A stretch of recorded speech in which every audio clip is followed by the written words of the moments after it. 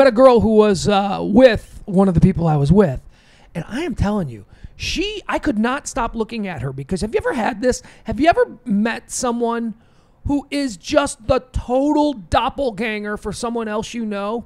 Yes. And it's creepy. And I kept obsessing on it, and I felt weird. I kept saying, look, I opened up the conversation with, what is your last name? Because I was expecting her to say the same last name, and I would go, I know your sister. Right. And it wasn't. And then I'm trying to get on Facebook from my phone, but I was having a problem. I was trying to pull up pictures of the girl that she looks like. It was creepy. I mean, not creepy. Not creepy because the two people that we're comparing are gorgeous. They're too beautiful. So it's a compliment when I say that you look like this girl. But that's strikingly similar that you had to like almost bring it up. Like I know that that happened with me just the other day. I don't want to admit that this is what happened because I played it off pretty well, but there was a girl who was talking about something about modeling, and I assumed that she was talking about other girls that she works with. Yeah. And she's showing off pictures. One of the pictures comes around to me. I look at it, and it looks like somebody else. And I'm like, oh, like this girl. Right. And she was like, no, all these pictures are of me. And I looked up and I was like, oh, man. Like, certain lighting, it looked exact. And I looked at that picture again. I've had this situation where I've gone up to someone, hey, dude, what's up? And you start talking to them, and then like 10 seconds in, you realize you just approached a total stranger like you knew them because you thought they looked like somebody. I hate that. Have you ever met, here's a really creepy one. Have you ever met your own doppelganger? No, but I have. There was a 2-week run when I was hearing from other people through tweets and like social media that they were seeing me at random places. I think that there was like my doppelganger was in town for a couple weeks and like meeting with everybody. I actually met once someone that people used to do this all the time. Like it used to happen most frequently at the old Dukes when we used to do dodgeball out there, where someone would be like, "You look just like you remind me of. You remind me of my brother," and then they'd bring the brother over, and I'd be like, your brother's 400 pounds. What do you mean I remind you of it? Well, and that's weird. But I met once. I met a guy who he walked up to me and we were looking at each other, and we were brought together by someone who said, you guys look alike. And we did. We were both like, yeah, we could be brothers. We could easily be brothers. So that's so weird for it to actually be of you, because I would think that you'd be especially hard, like more of a critic if they're saying that they look like you. But if you're actually able to agree with them, that's pretty hard to do. Yeah. All right. So, hey, you know who's got a doppelganger that's out running around? It's John Travolta. Apparently, there's a doppelganger of John Travolta that is running around trying to make the sex with other dudes. And we've got a third guy. We've been covering this story. It's the Travolta Watch. We've been covering this story all week just to bring you up to speed. A guy claims that John Travolta hired him for a massage back in January, and that John Travolta attempted to get him to have gay sex with him. Now, this is... normally, a one-off story like this would be completely dismissible, and you'd be like, all right, let's just wait and see. But the problem for me personally on the John Travolta story is that as I said, I know of a similar John Travolta story that occurred in this very town of Dallas at the Four Seasons about 10 years ago. So I found it interesting that the exact same story happened somewhere else and is now being publicized everywhere. And where there's smoke, there's fire has always been my belief. And certainly more people are now stepping forward. Today we've got a third guy. We've covered the guy in Los Angeles, whose story, by the way, in all fairness to Mr. Travolta, his story is being questioned now because apparently they can prove that John Travolta was not in L.A. on the date in question. Oh, really? Yes. But the attorney and the original guy said, you know what, I know it looks bad, but we got the date wrong. So they're saying we got the date wrong. It was a mistake. It wasn't that day. It was like the next day or whatever. So... okay, John Travolta, don't do a victory dance yet because it was back in January. I think it's easy to mix a day up or two.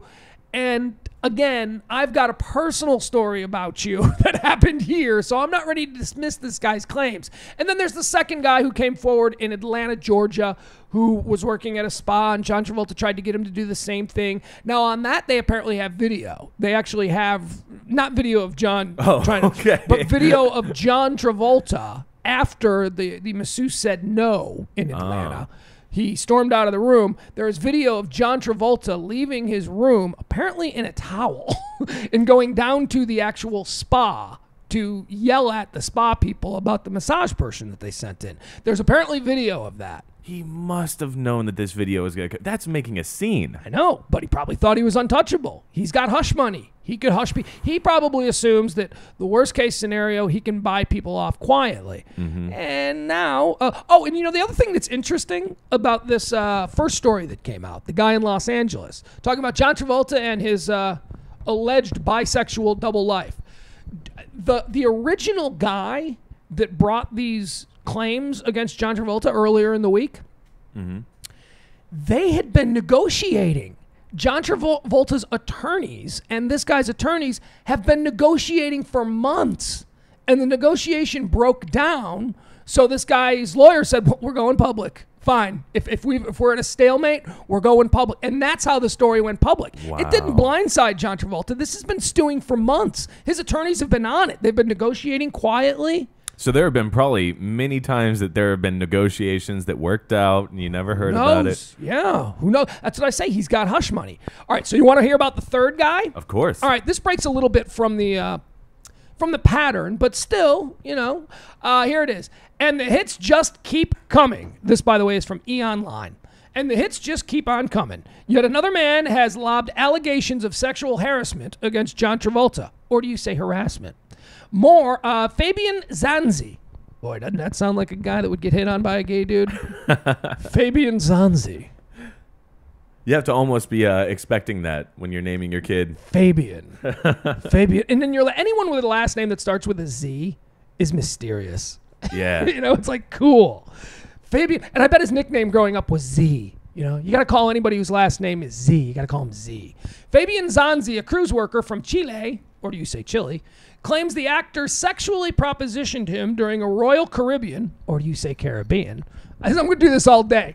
Voyage in 2009. You just wait till we break for advertisements or advertisements. He said that he had something on his neck. I thought it was lint. This is Fabian speaking. When he got close to me, he took off his white robe and he was naked. Wow. Jimmy, come here. I got something on my neck. Come here. Come stand behind me. Come see if I have something on my neck. And as you move to my neck, I drop the towel so that now your midsection is pressed up against my supple Travolta buttocks. Oh, dear God. Or do you say ass?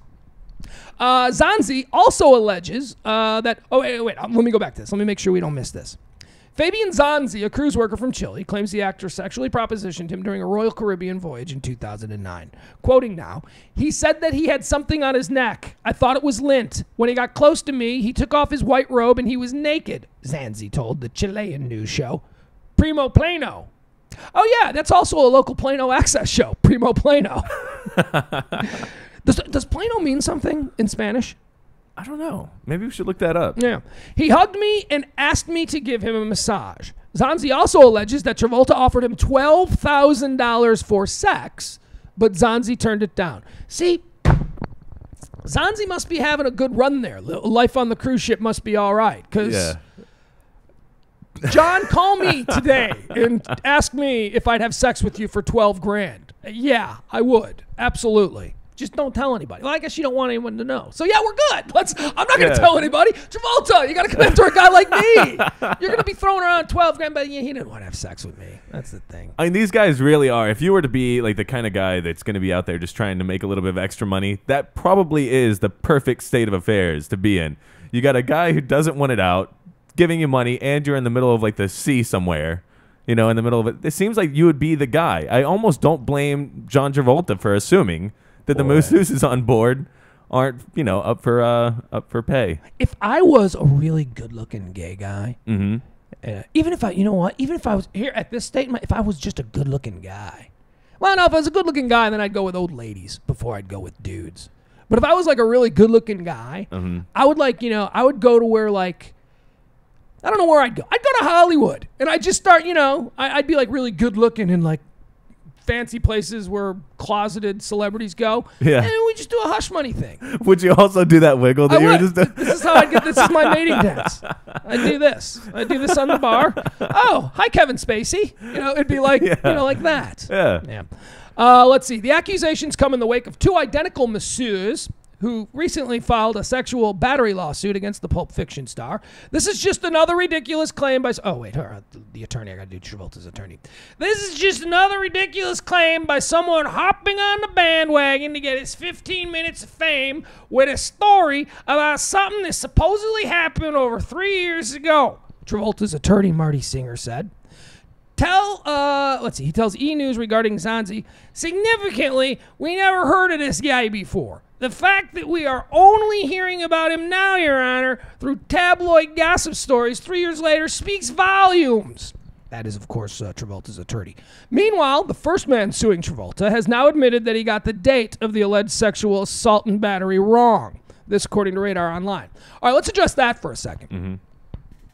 The people in the Travolta camp, and I've been reading some comments, and Travolta has some stars, or some fans. He's a star. He's been around for a very long time, and people love him, and rightfully so. He's done some great things. I mean, I still stand by. Have you ever seen Saturday Night Fever? No, I haven't. You really haven't? No. All right, Jimmy, seriously. Uh-huh. This is one of my 3 best movies of all time. I know that it's sort of been, because it became such a pop culture phenomenon, Mm-hmm. I mean, you may want to dismiss it as nothing more than Footloose, like some disposable piece of Hollywood crap. Right. It's not at all. It's an amazing film. It is. Yeah. I mean, it so perfectly encapsulizes that era in America, the start of the disco boom, and the type of people that just, they were doing nothing with their lives, and all they would do at work all day is just, watch the clock tick so that they could get out to the disco and watch Tony Manero dance. That was John Travolta's character, Tony Manero. Yeah. Go, Tony, come on, Tony, you gotta dance tonight. I don't want to dance tonight. Tony, come on, you gotta dance. All right, I'll go and dance. Hey, everybody, Tony's dancing. That's the whole movie. But it's excellent. No, it really is an excellent movie. Yeah. The story and the drama and the characters in the movie are really good. I believe it was nominated for Best Film. I mean, it's not just this disposable thing. Yeah. And then after it came out, of course, there was all this, the Bee Gees had the biggest album of all time with the soundtrack.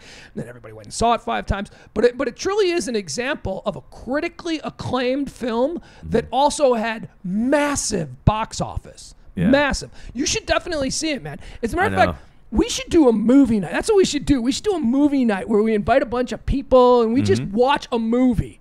And Saturday Night Fever should be the movie, because I don't think a lot of people under the age of maybe 35 have seen it and actually watched it as a film. I don't know. I mean, it seems like I would blow people away with the movies. I haven't seen The Godfather. I haven't seen any of the movies that everybody's seen. I would watch Saturday Night Fever before The Godfather. Would you? Yeah, I put Saturday Night Fever on the list above The Godfather. Because I've said that before, and I have had a room churn on me. I've never felt like I was actually in danger, with a group of people. That was one of the times, because they just were blown away by that. What are your 3 favorite? Just, I don't want to get too off track, but give me some of your favorite movies of all time. Oh man, I'm just trying to figure out where you are. That's really tough. I actually don't have any documentaries. I love documentaries. Yeah, I me love too. those types of things, but movies just don't. For whatever reason, they just don't really do it for me. I don't know what it is. Man, you got to see Saturday Night Fever. It's awesome. I'll try it out. I'll definitely try it out. It is awesome, and it's long. It's 3 hours long. Oh, see, that's why I don't like movies. But that's because it's a good movie. It's because it's a good story. Trust me, it doesn't feel like that. It doesn't. I mean, people. It's about a guy and his friends and that time in your life when you didn't go to college and you're out of school, and he's working in a paint store that he hates, that he keeps getting fired from. Yeah. And it's just about that time in your life when it's just about you and your friends and what you're going to do on Friday and Saturday night. And on Friday and Saturday night, they go to the Odyssey Club, the Odyssey Disco in Brooklyn, or wherever the hell they are. I always enjoy the stories when I'm watching it, but for whatever reason, I never end up going. Especially, I bet you I've been supposed to watch Saturday Night Fever a million times, but I saw how long the running time was. I'm telling you, it's like Scarface for me. And Another Scarface, movie I haven't seen. Yeah. You've never seen Scarface? No. The studio we're in is decorated with nothing but Scarface posters. You've never seen Scarface? No. I basically get all the references because people talk about it all the time, but no, it's a really long movie, but I'm sure it's great. That blows me away. You're a dude, and your generation re-embraced Scarface. Yeah. Oh, all my friends absolutely love it. It's like the #1 hip hop movie. You know, it's like all hip hop artists want to be Tony Montana. Yeah, it's like Star Wars. I've never seen it, and like I get the references. I know. You've never seen Star Wars? No, I've never seen it. No, I don't know what but you've seen God Bless America, Bobcat Goldthwait's new movie, yeah, before it was even released. Yeah, well, I told you that was a very rare thing. I don't think that you really appreciated how rare that was. How could you have not seen? How could you have been 10 years old and not seen Star Wars? Yeah, I don't know. I guess I just never. I immediately went when I was as a kid, and I'm talking about when I was supposed to be still watching, I suppose probably like Sesame Street. I was watching Doogie Howser, and then that was basically the end of my TV watching experience. Wow. All right. Well, I guess we'll. That's what we'll do. We'll do a film series. We'll do a movie watching series, The Education of Jimmy Ryan, and we'll make him watch certain films. Finally catching up. I think we have to start with Saturday Night Fever, since that's how the conversation started. Mm-hmm. That'll be the first one. Then we gotta do. You know what? I don't want to do Star Wars because we won't get anyone to come to watch Star Wars because everyone's seen it a million times. You're on your own with Star Wars. Yeah, that's actually what I've been told by even the most hardcore Star Wars people. Scarface. We do. Yeah. Oh, here's what we'll do. We'll do Saturday Night Fever followed by Scarface. Not all on the same night. Not on the same night. Oh, and then you'll have to deal with, if this is my movie night thing that I'm putting, you're gonna have to deal with over officious Pugs. Kelly will tell you all about this. I have a vision, like if I plan a movie night where we're going to make Jimmy Ryan watch Saturday Night Fever and we're going to invite like 20 people and all that, I'll get like really bent out of shape if people talk during the movie. If they start coming in and out, you know? I get like a film Nazi when it's something like, shut up, sit down, we're closing it, they're going to watch the damn movie. So maybe I'm the wrong guy to helm. I'm actually most excited about this now. Like, the movie was something that I was looking forward to, but I'm even more so looking forward to you being the movie Nazi. Movie Nazi. All right, does everybody have their popcorn? Has everyone gone? We're not pausing them. Or no, that's the other thing that I'll do. It drives people nuts when they try and watch movies with, because I always have the remote. There's no pause? No. There is constant pause. Constant. Somebody rustles in their seat. Pause. Are you comfortable? Are you comfortable now? Can I restart the movie? Because you're irritating me. You're squirming around in your seat. Can I get you something? Anybody need to go to the bathroom? Go now. No? All right, we'll start the movie again. I've decided I'm going to have a stopwatch for each time that you hit the pause. I'm going to see how long we spend on pause throughout the night. It used to drive my ex-wife crazy because we'd be sitting on the couch watching something, and every time she'd say something, I'd do this. I'd be like, pause. And I'd be like, yeah? And then she'd say something, and then I'd go, okay, sure. And then I'd hit the thing again. And I was always very rude whenever I had to pause it because she was saying something. However, I'm such a know-it-all prick that anytime something would come on that I think she didn't know, I would pause it. You know what they're talking about here? See, and she's looking at me like, would you start the show again? It's a half-hour show. We've been watching it for 95 minutes. Would you please stop pausing because you need to tell me something? Fine. I'm just trying to make it a better experience for you. Well, you're ruining the experience for me. I love that the pause and then like acknowledge that she's interrupted you. It's like she's interrupting your life. Yeah, and then you just turn it back on. Well, I'm selfish. I'm an only child, and pausing. She needs to say something. I'll bust her balls for pausing. But then on the other hand, I will pause it every 5 minutes to say something about what we've just watched. It's terrible. It's all right. So getting back to John Travolta here, the revelation comes after possible evidence recently emerged that may back the claims made by the singer. Or by Singer, the attorney, that his client was actually on the East Coast on January 16th, including a photo of Travolta supposedly taken in New York City on that date, as well as restaurant receipt dated January 16th from a meal Travolta is said to have had at a Chinese restaurant in the Big Apple. Now, here's one thing about that restaurant receipt, because I've seen the restaurant receipt. Mm-hmm. Nobody is saying, well, let me make this perfectly clear. Nobody is saying that if John Travolta is gay, that it's a bad thing. I'm not bashing John Travolta. What I think he is just a creep. This pattern of bad behavior, of creepy, I'll give you this much for sex. It's just creepy. And that's why it's become public, and now we're just sort of doing a grave man's dance, you know? He's laying in the grave, and we're dancing around it going, ha, you got embarrassed publicly because your life's been nothing but a shell of diamonds, and, you know, you got money in the bank and a beautiful wife. And but in reality, you know, nobody's saying Travolta, yeah, he's gay, let's not like him anymore. That's not what we're saying. Yeah. And about this receipt on this restaurant, John Travolta, dude, nice tip. Nice tip, Travolta. That goes a long way with me. You're not in my doghouse, just so we know. He tipped, it was $384, and he tipped like $120 something. Oh, nice. Yeah, which was a nice tip, real nice tip. It's good when people who have money take care of, you know, the people who don't. Yeah, I don't think that anybody's really trying to jump on like some type of bandwagon of hating him for any of those reasons, like just because he's gay or just because of certain other things. It's his behavior. It is. He's been banned from places. People need to know that. It's funny. It's the creepiness, and then also the fact that he can be so filthy rich, and it doesn't wash away some of the creepiness. Yeah. You know, you would think that like after you have a certain amount of money and a certain amount of like you know, popularity, and the guy's like incredibly well known all over the world. Yeah, he's a megastar. How do you still pull off being creepy? I don't know. I mean, you really have to go out of your way. Yeah, you do. And look, obviously, I said his life has been just a bag of diamonds. That's not really true. We know that he lost his son tragically a couple of years ago, and you know our hearts all went out to him then, and my heart still went out to him. And I knew he'd been banned from the Four Seasons Spa here in Dallas, so you know I don't really. This is not anything that we hate this guy. I mean, you know, but come on, man, check my neck, and then he drops the towel. I'll give you $12,000 for sex.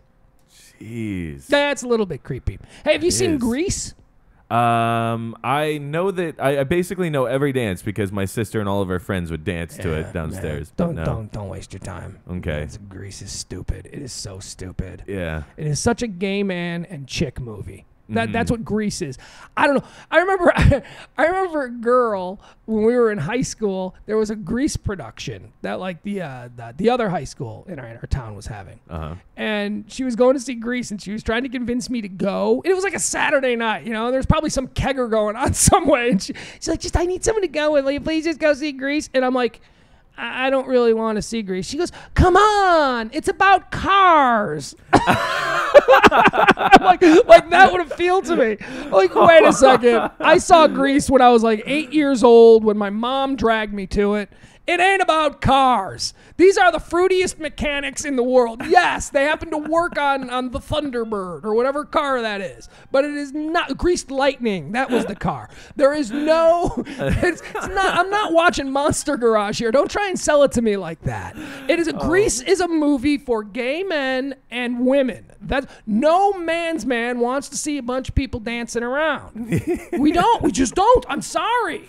You know, I would have found it really hard to believe that my sister and all of her friends would crowd around the TV to watch a movie about cars. Right, yeah. Oh, is this why every little girl in America loves it so much? Because it's like Cars? Because it's Monster Garage with dancing? Is that what you're trying to sell to me about Grease? Oh, God, that movie was a beatdown. Oh, although Olivia Newton-John was very, very, very hot. She was the girl on the cover, right? Yep. Yeah, she was very cute. Olivia Newton-John played Sandy, and in the beginning of the movie, Sandy was the new girl in the school, and whatever John Travolta's character's name was. We'll just call him Tony, because I imagine he plays Tony in every movie. So John Travolta's attracted to her, and he's kind of like the bad boy in the school. You know, hey, everybody like same friggin' character he plays in every movie. I'm misunderstood. I'm sweet. Look at me dance. You know, it's like that. That's the character he plays. So there was a point in the movie, though, where the new good girl, Olivia Newton-John, turns into a whore. Like, she decides she's going to be a bad girl, and she dons the bad girl clothes. And I remember I was like 8 or 9 years old, and I'm in the movie theater, and I'm watching this, and she came out in these, like, super tight leather pants with these, like, killer pumps on, and she was wearing this like really sexy skin tight thing, and I'm like, whoa, all right, 9 years old now, Mom, now you're giving me something to look at. But unfortunately, that was just like one dance number in the movie. Something tells me that should have been the selling point, not the fact that the movie was about cars. Yeah.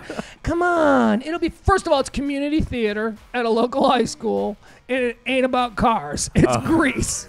All right? Yeah. And I don't want to go, so I won't be going. And I didn't go. And it was funny. It was a girl I liked, too. That just shows how selfish I was.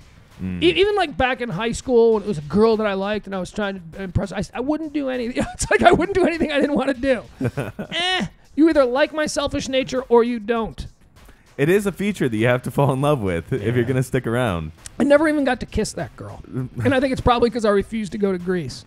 Yeah, the guy who brought her to Greece did. Yeah, right. All right, we'll take a break. We'll come back. We've got more. We got a lot of stuff we're going to get into today. We just gave you the Travolta update. We've got, of course, our Daily Douche segment. We'll do a tournament there. We've also... We've got some, we got a little bit we're going to do when we come back here. Brandon, Sunbrew Brandon, is running around the house here. Apparently he's got a special guest he wants to bring in, so we'll talk to that special guest. Also, Facebook. We're going to talk a little bit about Facebook. We have noticed, and I have been noticing, certain types of people on Facebook. You know what I mean? I'll give you one as an example. There are categories of people, and we're going to list some of them. The example that I'll give you so you know what we're talking about here is the wrinkled creeper. That's the guy on Facebook that's over 40 years old and has like 100 friends, and 90 of them are 20-year-old girls in bikinis. You know this guy? Yes. Yes, this guy exists. He's the wrinkled creeper. And he's the guy that is always, like, if one of the bikini girls puts up a new picture... she's a category 2, by the way. The Look at Me whore. They're all over Facebook. But when the Look at Me whore puts up the bikini poster, the wrinkled creeper will consistently post something like, "That's the most beautiful picture of you ever. Yeah. You're looking beautiful, young lady." Ew, creeper! And you even went with young lady. Stop it. Stay off their pages. Look at the pictures. Whack it. Do whatever you got to do. But don't engage with them because they don't want anything to do with you, you wrinkled creeper. They're just attention whores. It's always never even before the picture gets 1 minute old, too. Right. Like, right. They're lurking. They're like lurking. All right, so we'll talk about a bunch of Facebook categories. Maybe you fit into some. Maybe I'm going to open your eyes to some things that you're doing that you ought to stop. That's coming up, too, on today's show. Also, you want to check us out here. We've got a phone number. Jimmy, what's the number if people want to call in? It is 214-736-3569. One more time, Jimmy Ryan. 214-736-3569. All right, that's the number. Also, check us out on Facebook, The Bar Live on Facebook. Like us, please, and spread the word because the Facebook page is brand new. We're trying to build up those numbers so that we can actually, look like we're doing something here. As I say, we're beta testing. It's a work in progress. I'm Pugs Moran. It's PMS, Episode 3 on thebarlive.com.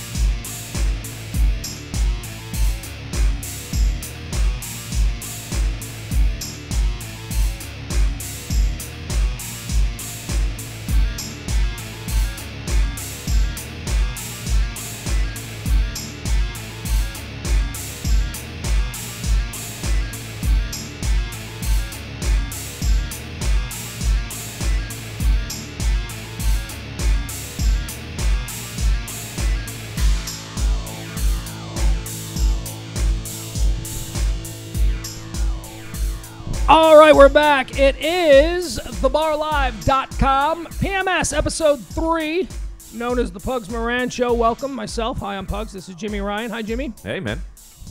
All right, here's what's happening. We've got, how do I say this? We are going to, we got a guest coming in here. Brandon of Sunbrew fame has a new girl that he wants me to interview for a potential slot on the Sunbrew bikini model team.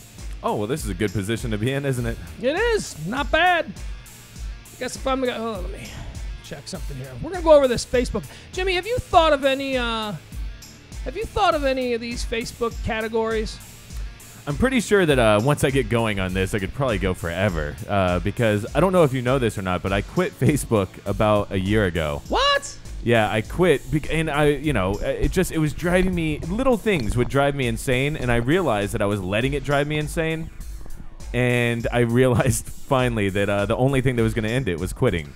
I don't know what I would do without Facebook, and I can't remember what I did before Facebook. Facebook is such an ingrained way into my daily life to actually have contact with the outside world. There are a lot of things I'm sure that you could legitimately say Facebook has done that is negative for society. But I'll tell you what, the most important thing that Facebook has done to me, and I don't get maudlin here or anything, but it has been a way for me to rekindle relationships with people that I have not seen in 10, 15, in some cases 20 years. And there was here's what Facebook did to me, and I'm very happy for it. There was a friend of mine in high school who we were kind of, we were friends, and we ran around in the same group. She was a girl. And then after high school, and probably, actually, after college, let's say, because we were still in the same area and we still ran into each other at places and stuff like that. But after college, completely lost all contact with this person. Mm-hmm. And then when I went on Facebook, she was like one of the first people to like send me a request and be like, hey. And then I started talking to her, and we became really good friends. I mean, she was probably one of my closest Facebook friends in that she was constantly reaching out, and we were constantly getting into conversations, and she was constantly stirring the pot on my Facebook page. Like whenever I'd put up a political comment or something, she would just... She was extremely liberal, extremely leftist, extremely, extremely bright too. Really bright. Like could go toe to toe with the most arch conservative that she found on Facebook. Stat for stat, link for link. It was insane. She was really good. Oh, it's also very attractive. And also, she was extremely attractive. Oh, really? Extremely. Oh, man. Up until I got out in the world and came to Texas and saw this breed of woman that we have in Texas, I would have categorized her as one of the prettiest girls I'd ever seen. And unfortunately, she shockingly to everyone died. Just had some kind of bad drug interaction with some cold medicine that she was taking, went to sleep and never woke up.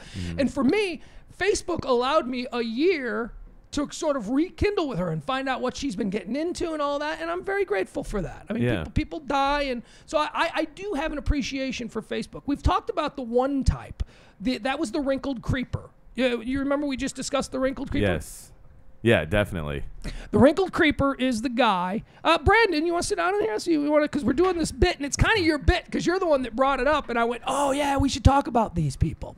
The wrinkled creeper is, of course, the guy that goes on Facebook. He's 40 or over, and he has 100 friends, and 95 of them are 20-year-old bikini models. Yeah. And the wrinkled creeper is the guy who, after every picture that the bikini model puts up, will post something like, "You look so beautiful. Yeah. I've never seen you look this good." And somehow he can make the same font everybody else uses read like that, too. Read creepy. Yeah. Read really creepy. And as Jimmy pointed out, here's the most disturbing part, Brandon, about the wrinkled creeper. She'll post the picture, and 3 seconds later, he's already posting. Yeah, he hit the like. She didn't get to her second breath before he's already posting on it. Right, it's not even done uploading. He's already, "That's the most beautiful picture of you I've ever seen." Here's my question for these guys. If they sincerely think they have a shot or want a shot with these girls, the best thing is to stay far away from them and see if they come at them. Be seen, but don't be heard. You know what I'm saying? Yeah. And don't be creepy seen. Don't be sitting there staring. You want to kind of walk by, and if there's some connection or some way to interact that's socially acceptable, if they're into you, they're going to let it be known. If you have exactly. That's the sad thing. That's why I want to smack these wrinkled creepers up the head. These girls aren't interested in you, and you're just creeping me out. I think that you're not paying attention to like what their strategy is. Their strategy is to always be there. See what I mean? Like just and I get that. Yes, because there's also the ones when the girl goes, "I just had the worst day," frowny face. Yeah. But what sweetie, you do is there anything I can do? You be there. You need to be there eating, and you need to buy a round of drinks for everybody around, not just the girl. And that's how you get seen by these girls. You buy a round of drinks for everybody right there in that little circle, guys included. Hey guys, I'm buy you guys a shot. You walk and then you walk away a little bit. Now if you've kind of let them know you have a little success or money, so to speak, and you walk away and you be at a table like 3 or 4, and you're busy doing your own thing, not looking at them and not giggling and laughing at everything they say or do, and definitely not Facebook stalking. Here's what you do. Here's what you do. If you must be 50 and have 90 friends in bikinis who are 22 years old, just hit like, all right? Don't put. There's a picture. It's always accompanied by like a really sad picture of like him and his like on his custody weekend with his kid. It just makes you feel bad about the whole situation. Now there is another category that goes part and parcel to that, which is the compliment whore.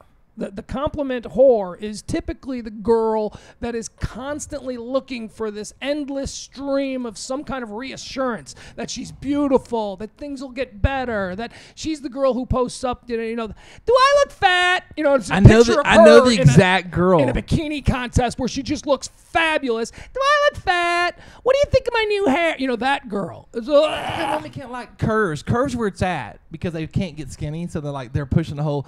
Big is better, you know what I mean? Don't you want a little girl? You don't want sticks and stone, or I'm sorry, you don't want bones, you know what I'm saying? No. You don't want a bony girl. You want a little girl with a little something to grab hold of. They always compliment themselves that way, you know what I mean? Do I look fat? Is this color good on me? Any color looks good on you, says the Facebook creeper. The guy that told you that's an idiot. Yeah. That you should have won. And then they're always there. My boyfriend is such an a-hole. You should dump him. You should dump him and you should be single. You could do Some guy should take care of you. Let me take care of you. I don't have my kids this weekend. Maybe I'll come out. Maybe I'll come out to Harley Davidson and Allen and watch you. I'll take you out for coffee. Well, we know we have friends who are this guy. We have friends who are borderline this guy. So absolutely, dude. All right. Hey, listen, those guys do make my living. They help pay my bills, though. There's a couple of other that's. Oh no, come on, we're just busting. But they can't take a ball busting. These guys. No. I'm just saying. Hey, listen. I think it's funny. I agree. This is the Sunbrew bread and butter. These guys. Hey, Brandon, when you having another event?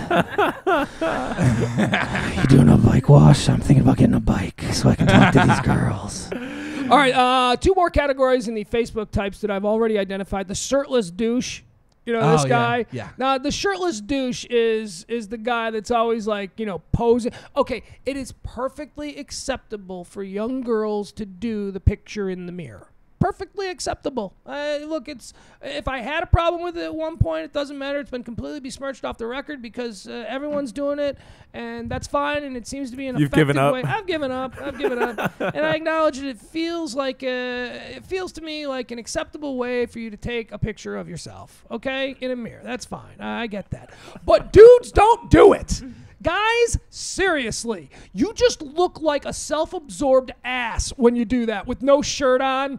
Check me out. Check out how good I look. He's also the guy who posts pictures of his car after he washes it. Mm-hmm. You know that guy? Yeah, oh yes. And it's like a piece of crap. It's like a 95 Civic that he's put like 30 grand in aftermarket stuff on, and it's just ridiculous looking. What's even better is the guy that buys a low-end Mercedes. It's all cleaned up, and he's trying to show off. You know the low-end Mercedes? Yeah.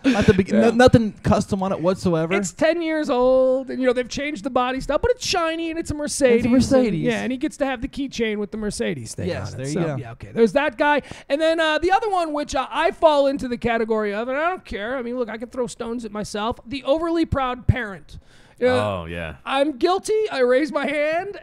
Look, you know what? F you if you don't. You don't have a kid. You don't understand. The kid's the most important thing in my life, and I'm extremely proud of him. And if you got a problem with that, then you know what? Unfriend me. But I am the overly proud parent. My kid just took a dump. Woo! I post videos of everything my kid does. And I know that I have some friends out there who are like, oh, dude, seriously. Talking about Richard Hunter here. Seriously? More stuff with your kid. But I can't help myself, and I'm not going to try and help myself because that's just who I am, and take it or leave it. To me, it's not usually an issue whenever it comes to that kind of stuff, except for it seems to come in just waves. So all of my friends have decided that they're going to post pictures about their babies. And it's like, Jesus. So like, I always wish that there was... Yeah, I wish that there was like some type of filter at the top where I could like minus out certain words. You know what I mean? Like, and then that doesn't come in. All right, let me ask you this, Jimmy. So what? Look, as someone who falls into the category of the overly proud parent, what's your problem with it? What's your problem? It's just for the same reason why I wouldn't go over to my friend's place because now they have kids. I don't want to have to be reminded of it either. Like, I would just be like, all right. What's wrong with kids? Then it's not like them. It treats them like they have AIDS or something. You know? Oh, he's a kid hater. There's no question about it. Yeah, no, I'm not very big into kids. He's a kid Nazi. So. Do you think you ever will be? I don't know. I mean, everyone says that like later on you're supposed to, and this is like basically later on. So and how old are you? 28. No, later on for you. In today's age, 38, 37's later on, not 37, 28. 38. Dude, when I was 28 years old, my marriage broke up basically because I was like, no kids yet. I wasn't ready for kids until 35. In the 70s and 80s, 28 should be settling down, having a family. Not in 2012. Okay. No. I once, like the ass that I am, I go, you know what? I want a kid because at least there'll be someone that'll listen to me. And now I got a kid. This kid doesn't listen to me at all. That was like the most misguided statement I ever made. Hey, it was worth a shot. Yeah. All right, Brandon, who do you got? You've brought a guest in here. If you're watching on the camera, you see that to my right, there is a strikingly beautiful lady standing next to me. We've got Kelly, and Kelly is a new aspiring sunbrew model. But she's unique. Okay. I'm going to just call it like it is because this is what I really appreciate. First of all, she's beautiful, right? Absolutely, without a doubt. Jimmy Ryan, would you agree? Absolutely. Can you put a camera very on Jimmy pretty and get her from head to toe? I would say you look like. You know who you look like? Okay, first of all, who do people tell you look like? They tell me that I look like the girl from Full House, Jesse's wife, girlfriend. Oh, that's the chick from Rad. No, she's a chick from Rad. Yeah. Yeah, okay. No, you know who? And this is who I turned and I looked at you right away. Do you know who? I think her name was. She was an actress. And you don't look like her now. You look like her 20, 30 years ago. Linda Fiorentino. I know. Yeah. She was the hot chick in Vision Quest, the wrestling movie. Yep. She was also in. That's who. I'm gonna find a picture because I think she looks like Guy Mesger's wife a little bit. Yeah, sort of. Yeah, I would put it there too. All right, so let's get a picture of it though, Jimmy. Yeah, let's get her up. Head to toe. Stand up for us, Kelly. Go over there right by the skateboards there, over there. Of course, how often you hear that? Go stand by the skateboards at a studio. Anyway, she's about. Let's just describe her real fast. She's 5'9". Yep. She weighs 100 and what, Kelly? Yes. 120 pounds, 115. Lower? 142. 140 because she's got muscle, which we'll check on a little bit. 142 pounds, okay? And, all right, so let's pull back. Now, I'm going to tell your age. Is that okay? Yeah, go ahead. What's fascinating is, first of all, she's a mother of one. She's got a 5-year-old. Okay. All right. She's and she's also 34 years old. Okay. And she's one of the rare exceptions. You can come on, sit back down. She's one of the rare exceptions that girls can get into this industry, and she's a lady, not a girl, and go past the age of 27 and still compete and do this. I'm trying to find a really good picture of Linda Fiorentino because I do right there. Okay, let me see that. That's kind of the smile, the coloring. It's not a great picture. All right, how about? and by the way, I think you're prettier than Linda Fiorentino. It's just we're talking about celebrities that everyone might know that you kind of look like. All right, so you are, and forgive me, but you don't seem to have a problem with it, and why would you? You look fantastic. 34 years old, and is this a side job for you? Is this something that you're looking to do in addition to a career? Well, actually, I just quit my career. I was making 6 figures, managing 3 cosmetology schools here in the Dallas Metroplex area, and working 70, 75 hours a week, and not being able to spend time with my little man while my husband traveled. So I just quit. So naturally, the So you perfect quit. family job would become a sunbrew. Yeah. All right. Exactly. yeah. All right. You said husband. Yes. You're married? Yes. All right. We're going to keep that quiet because we don't like our Sunbrew girls to be married. So from this point forward, no mention of the husband, okay? I'm sure he's a great guy. What does he do? He is actually a sales rep for MBRP. They're a performance exhaust company. So you're into things that go Yes, fast and yes. things that boom loud Yes. and all that good I stuff. do have a Harley. You got a Harley. Yes. So you got this. She's a Harley riding hot chick. And she's gonna come tomorrow. She'll be actually competing, Yep. so we'll get to watch her. She's gonna be over there. I'll ride the bike up. Well, now wait a second. Harley What do you Davidson mean Dallas. she's competing? What do you mean she's competing tomorrow? I thought this was an audition. You've already added her to the team? Well, that's part. She's interviewing right now, Today. and then tomorrow we put her in front of the public, and we get judges' votes, and we see how she does in front of a crowd. That's how this works. All right, you know what? I know we said we're not going to talk about your husband. But we're going to talk about your husband. Okay. But trust me, I'll be respectful because I understand this whole dynamic here. Is he going to be cool with this? Yes. I mean, you're not doing porn or No. anything like He that. actually is the one that contacted He's us. actually the one that emailed Sunbrew.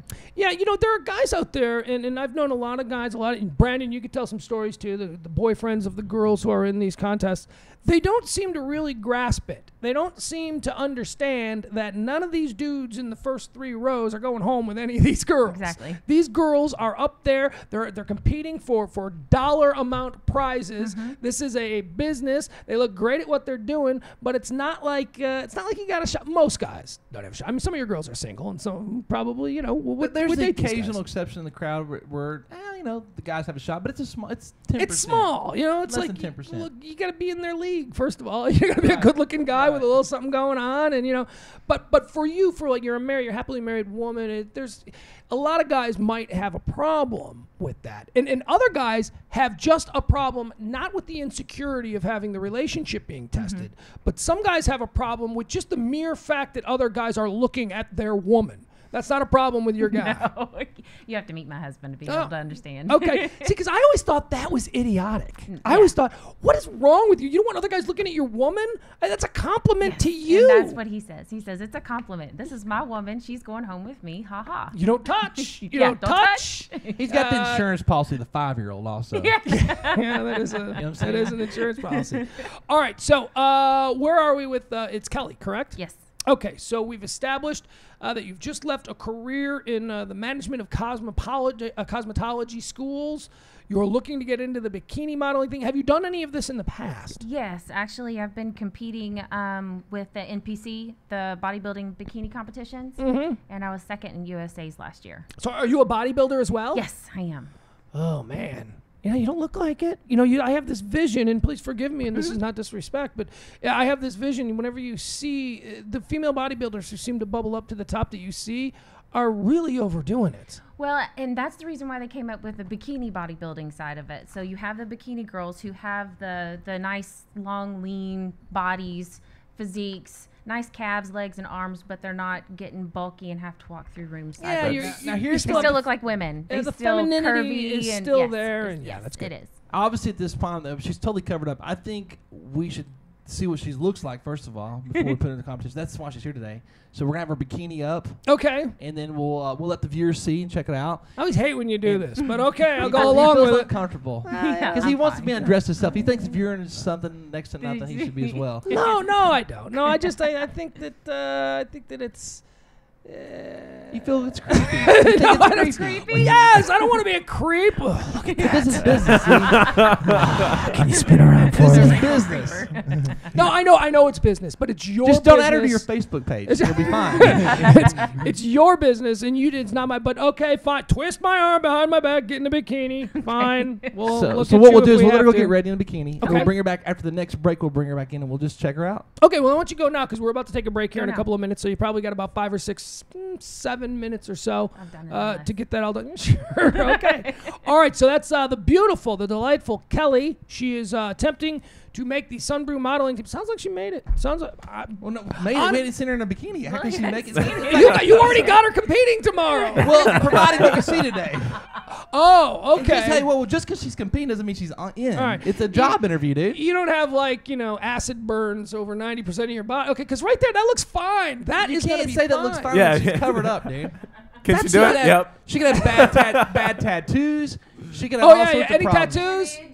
I got one. One's fine. She got one bad tattoo or one tattoo? Good tattoo. It actually matches my Harley, Holy crap! She just said this big. Well, no, you got the stamp, right? Yeah. That's okay. All right. That's what. Look, every girl's got that. Every girl's got that.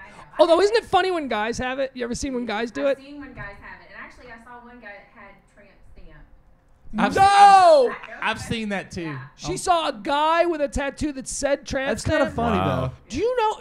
This is go ahead. You can get ready. Do you know that the funniest thing about the tramp stamp is that in the beginning, when it first came out, it wasn't gender specific. It was, so there are a bunch of guys who went out there and got the tramp stamps on their lower back, and now they're walking around with it. And society has declared over the course of a few words that that's a chick thing. So now and any guy that would have got it is like a big buff muscle dude, and he's got the tramp stamp going on. So here's what started to happen. And I talked about this story last year. It is so bad. And how would you like to be a dude walking around with a tramp stamp? Oh, right yeah, now? I'd be raising my tattoo higher and higher and higher. And yes, it's going to go up the whole back. It is Yeah. not. In prisons, when you're someone's bitch, to identify that you are someone specific's bitch, they give you a bitch tramp stamp that says bitch on it. On your lower back, just to feminize the person. So dudes with tramp stamps in prison, they're trying to feminize the weaker criminals or the weaker convicts by giving them tramp stamps. Look, just admit it. Raise your hand. You made a really poor decision, and now you got to live with it. You think these guys would know? Isn't it like a bad omen to put a tattoo of your loved one on yourself? Like It is. When you put the bitch on there, now you're in trouble. You're going to lose that relationship pretty quick. I think it's funny that you bring that up because I think there are two classifications for name. Actually, we'll go three because I just thought of a third one because it's Mother's Day weekend. I think you can put your mother's name on your because that ain't ever going to go away. Right. I think that you can put your child's name on you. And I think you can also put the name of a dead friend There you go. on you. But that's it. I was about to say the exact same three, and you nailed it. That's it. Those are the only three that are acceptable. You don't get your girlfriend that, you've been dating for 6 months tattooed on your arm because you ain't going to be with her much longer, dude. I promise you. Hey, I went to Vegas about 6 months ago, and I had the craziest time of my life. I think I might have talked about them there one time, but long story short, it was like The Hangover. I found out that the crew that I hung out with on Friday night, we were all just partying, getting drunk. None of us knew each other. We all met in the freaking line at the Riviera Hotel signing in. That's what Vegas is about, man, making friends. One of the guys, by the end of the weekend, put this chick's name on his arm across his forehead like that, like Sunbrew, across. I was like, "Are you kidding me?" I saw the picture. I couldn't believe. That's how it's got to be something. It's got to be something that you can change. It's gotta a be chick something he met that weekend. Yeah, you can do that if the design you get. If you're thinking down the road, if you're like, okay, all I need to do to cover that, give me this design because I know that if I get this design, I can add this to it, and suddenly it's changed. Right. But hardly any of these dudes think. You have a tattoo? Yeah, I do. I have a tattoo on my ass. The Irish. What is it? No, it's a microphone, and it's got a banner weaving through the microphone that says the Pugs and Kelly Show. Oh, that's cool. I got it on the air. I got my tattoo. My tattoo. We were here for like 6 months only. And we went to the tattoo roundup or whatever. We did a live show. We're like both the same. You got your brand on there. Yeah. I'm not the only idiot that did that. Yeah, they were trying to get me to put 105.3. We had been there 6 months. They were trying to hold on. Don't want to see it yet. Go back outside. Go back outside. We had only been there 6 months, and everybody's like, "You should get 105.3 on there." I go, "Dude, this is radio. I'll work at 10 more radio stations. I don't need to put." But then, and then Kelly's like, "Well, what if we break up?" I'm like, "Well, so what? You're still my partner. This embodies a period of time in my life. If I get another partner, then I'll add their name to it." You would have had to go Yeah. to the Bible and find a Bible verse like 105, like 10:5, right? Like yeah, Roman or Deuteronomy 10:5 or something to make it make sense. Wasn't gonna do that. Okay, so yeah, so I got that tattoo. Oh, the guy who gave me that tattoo. I'm quite proud of it. I got the tattoo because it was at one of those tattoo conventions where all the tattoos from all over the world come. And one of the guests that we were interviewing was the guy who did all the work for Angelina Jolie, all the work for Eminem, and all the work for Kid Rock. He's based right across in Windsor, Ontario, right across from Detroit. And he became very famous for his Celtic crosses. He does these really cool crosses and stuff. Right. And he was sitting there, And I said the only way that I would get a tattoo is if it was considered a piece of art, if it was a piece of artwork done by an acclaimed guy. And he said, I'll do you one right now. And so we did it live on the air. He went away for about a half hour. He sketched out. I told him what I wanted. He sketched it out. He came back in the last hour of the show. He did the tattoo. It was really cool. So I've got like he even signed it. I got like a famous tattoo artist tattoo. It's the only one I have. Can we see it sometime? Yeah, I'll show it to you right now on the break. Okay, everybody's seen it. I mean, I've been showing it for 10 years, but yeah. I mean, I don't normally want to see guys' ass, but I'd like to see it. All right, here's what we'll do, Jimmy. We're going to take a quick break. We're going to come back. When we do, we're going to meet Kelly, the new girl auditioning for the Sunbrew Bikini team. By the way, if you'd like to meet Kelly in person, should she pass this very, very strict test, where are we going to be tomorrow? Harley-Davidson of Dallas, located right there at 75 McDermott in Allen, Texas.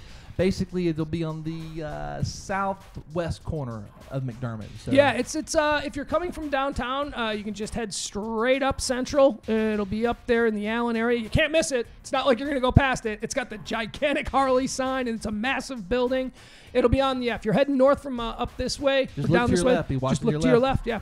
All right, we'll take a quick break. We'll come back. It's thebarlive.com. PMS, Episode 3, Pugs Moran Show, back after this.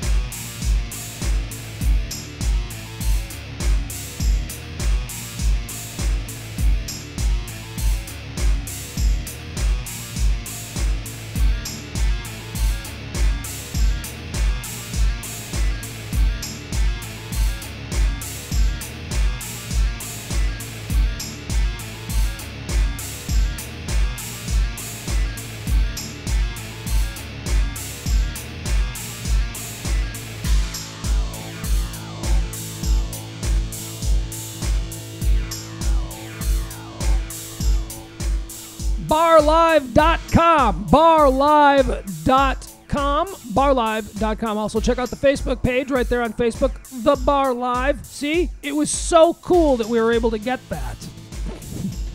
Thebarlive.com on Facebook. Let's build up those numbers. It's brand new. This is only episode 3 of the PMS show. Although The Bar Live has been beta testing for about a month, 2 months now. Month and a half. Month and a half now? Yeah. So please check out the Facebook page and all of that stuff. All right. Let's see here. Brandon, tell us what we got here. All right, she's came back. Now, let's get a picture of this, Jimmy. This is Kelly. Yeah, let's get her on camera. Kelly, and do we have her? There you go. Let's go from head to toe for her. We have the worst lighting. We turn that other light on to be a lot better. That's okay. We have another light there. Put it right on her. But so, first of all, what do you think, Pugs? I think that's the best body of all the Sunbrew girls. Turn around real fast. That's what I think. I think that is an amazing, amazing. But how tall are you, Kelly? 5'8.5". Yeah, the height is going for her for sure. You can turn back around. Let me tell you something. My money's on her to win tomorrow. My money is on her. Yeah. And you know what? Here's going to be awesome. These girls are going to hate you. Yeah. They're going to hate you. You know, because you're older, you're more mature, you got your stuff handled, you got the baby, you got the good husband, you said you had a college degree and all of that stuff. You got all of that. They're going to hate you because you're 34 years old and you're banging. They're going to hate her. Here's the thing. I don't want to. You got a problem? I got no problem. I got no problems, okay? But you're kind of discrediting. She is hot. She looks phenomenal. Her body looks freaking rocking. But speak up a little. We can't really hear. Can we hear Brandon a little more? She looks rocking, and it's going to be coming down to the judge. There's a lot of competition more stiff. There's like Haley. You know Haley. She's going to get some banging rockers out there. I mean, these girls are freaking trained. Whoa, wait a second. Look, I've been saying, I know the Sunbrew models are the absolute creme de la creme of all of the Dallas and actually Texas modeling girls that I've ever seen. I'm just saying, you're bringing in a new girl, and I would call her the ringer. She is not. You have brought in girls before who have never won a contest. I am telling you, this girl is going to win some contests. Oh, absolutely she is. I'm just saying tomorrow's going to be some heavy competition, so I don't want her to get her, think, I should have won this because you're building it up like she's guaranteed to win. I'm just telling you. I won't be surprised at all if she wins. You know that I'm biased. I have to be fair. I am biased because I prefer a woman. I like a woman, and you look like a woman, and a lot of the girls are hot chicks. And there is a difference between hot chicks. We just kind of discussed that. And a gorgeous woman. The thing is, let me tell you what's going to be good for her tomorrow, okay? And here's the pros of this. Because you are older, it also makes it seem like these guys, the average Harley guy tomorrow will be about 45. They're going to think she's the one they would actually want to date, want to marry, want to hook up with, for the long haul. They're the one she's the one that's like probably got her stuff together, understands a real man versus a douchebag. Right. And that's why she's going to have that's going to be going for her, man. I mean, that's going to be a major plus for anything we do Harley wise. She is a go-to girl for sure. If I'm going to a Harley event, I'm going to be like, let's go. Yeah, that's the one right there. So she's in the team. She's made it, right? Well, no, she's got it. No, you think it's just you got to go tomorrow and be in front of people just because she's in front of 3 guys right here. I thought. Yes. Wait, what's that? All right, I thought just to be on the stage that meant they made the team. I'm wrong there. Okay, I'm wrong. Let me tell you how it works. I did not mean to mislead you. We do a 2-interview process. Okay. Okay. We meet you in person. We're checking for punctuality. Be here at 12 o'clock. Was she here at 12 o'clock today? Yes. Okay. Then just because she did it one time doesn't mean she did it twice. So then you have to come to a live event and be around people and be willing to walk in public in a bikini. We got to make sure you can do that. Some girls can't do that. They back down. They love the idea of being a model, but I'm not going to hire some girl that's never got in public in front of people. And they're not dependable. I'm sorry, but a 20-year-old girl is not dependable. And that's what we check for. You're going to be dependable. That's what we'll see. You just don't ever assume nothing. Tomorrow when she proves herself, she's there on time, and she can get in front of a crowd. And also, we want to see how people react. She can still make the team if they react badly, so to speak. But we want to get a feel for who this girl is and what she's about, and we'll find out tomorrow at the live audition. I'm guessing people are going to react favorably. Why don't you sit down for us real fast? I don't know where you would find a crowd that would not react favorably. No, hold on, guys. Y'all are looking. Y'all are missing John Travolta bathhouse party. Man. You're missing the art of this. Where's John Travolta? People can sense, just like dogs can sense when there's a bad person in the room, they'll attack. People can sense girls of attitude, and just because she's hot and pretty and she's nice here, if a girl goes up there hot, smoking hot like she is, if they can sense that attitude, and they won't like her. I've seen it happen. again, this is unfair because she's doing an interview and she's being very precocious and charming and all that stuff. I mean, I don't. It doesn't seem like you have an attitude, but none of the girls seem like they have an attitude when they're doing the interview process. Right, so. and then when you see them walking around at the dealership tomorrow, we'll see the real side, and I'll be watching her. Girls need to learn how to work a crowd. And you need to learn how to work a mic. There you go. Yeah, just get right in. You got to get right there on it. You're right. So. No, I think that you would be a fabulous addition. I don't know what my vote counts for in the long run, but I think and again, how do I get away with saying this? A more mature, but that doesn't even sound right. A more wisdom. Yeah, but then it sounds like you're talking about your granny.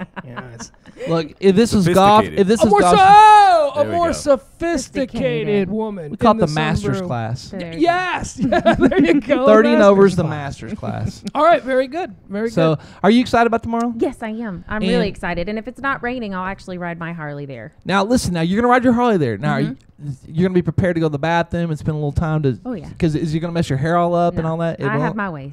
You have your way. Okay, all right. Now, do you wear a helmet when you ride? No. Whoa, you're a tough girl. Yeah. The only time I have attitude is when I'm on my bike. That's it. Baby, you gotta protect that pretty head of yours. You gotta put a helmet on. I've tried to put a helmet on, and I can't hold my head up when the wind's hitting it, and I can't pay attention. Are you gonna wear your bikini on your bike tomorrow to come to the contest? Maybe. I always wear blue jeans and boots, but I can just wear the bikini top. That would be so freaking badass. Let me tell you something. People will follow her. I can roll in with bikini top. Listen, I'm gonna tell you something. What would be really cool is the camera guy. They're gonna be doing video tomorrow. And it'd be so badass to have this chick get her off the highway coming on and video her pulling in. Dude, let me if tell you do this, let us know. I'll let you know. That is another, if it's not raining, I'll ride. That is another amazing advantage that she brings to you. Oh, absolutely. She's a rider. She's got a bike. Well, You're going to love her. What you may not realize is how many girls we actually have that do ride, though. Well, I know Chelsea does, right? Chelsea does. Brooke Becker does. Brooke does? Yeah, Brooke rides. She races, dude, in motocross. I didn't know that. Mimi, Mary Michelle rides. We all know Jamie Lynn. Jamie Lynn rides. These girls are all riding. Wow. Yeah, there's more than you realize. It's amazing. Let me tell you, it's okay. All right. Typically, when I think of a woman on a motorcycle, I don't think of a sunbrew bikini quality woman. Nobody does, but it's weird how many this woman can ride. It's kind of cool, but like I said, it's tough to look pretty and be riding all day long. Bugs all in your teeth and stuff. But this is exciting. I'm excited because talking to her, she seems like she's got her stuff together. Her man's secure. Yes. So I won't have to deal with that whole issue.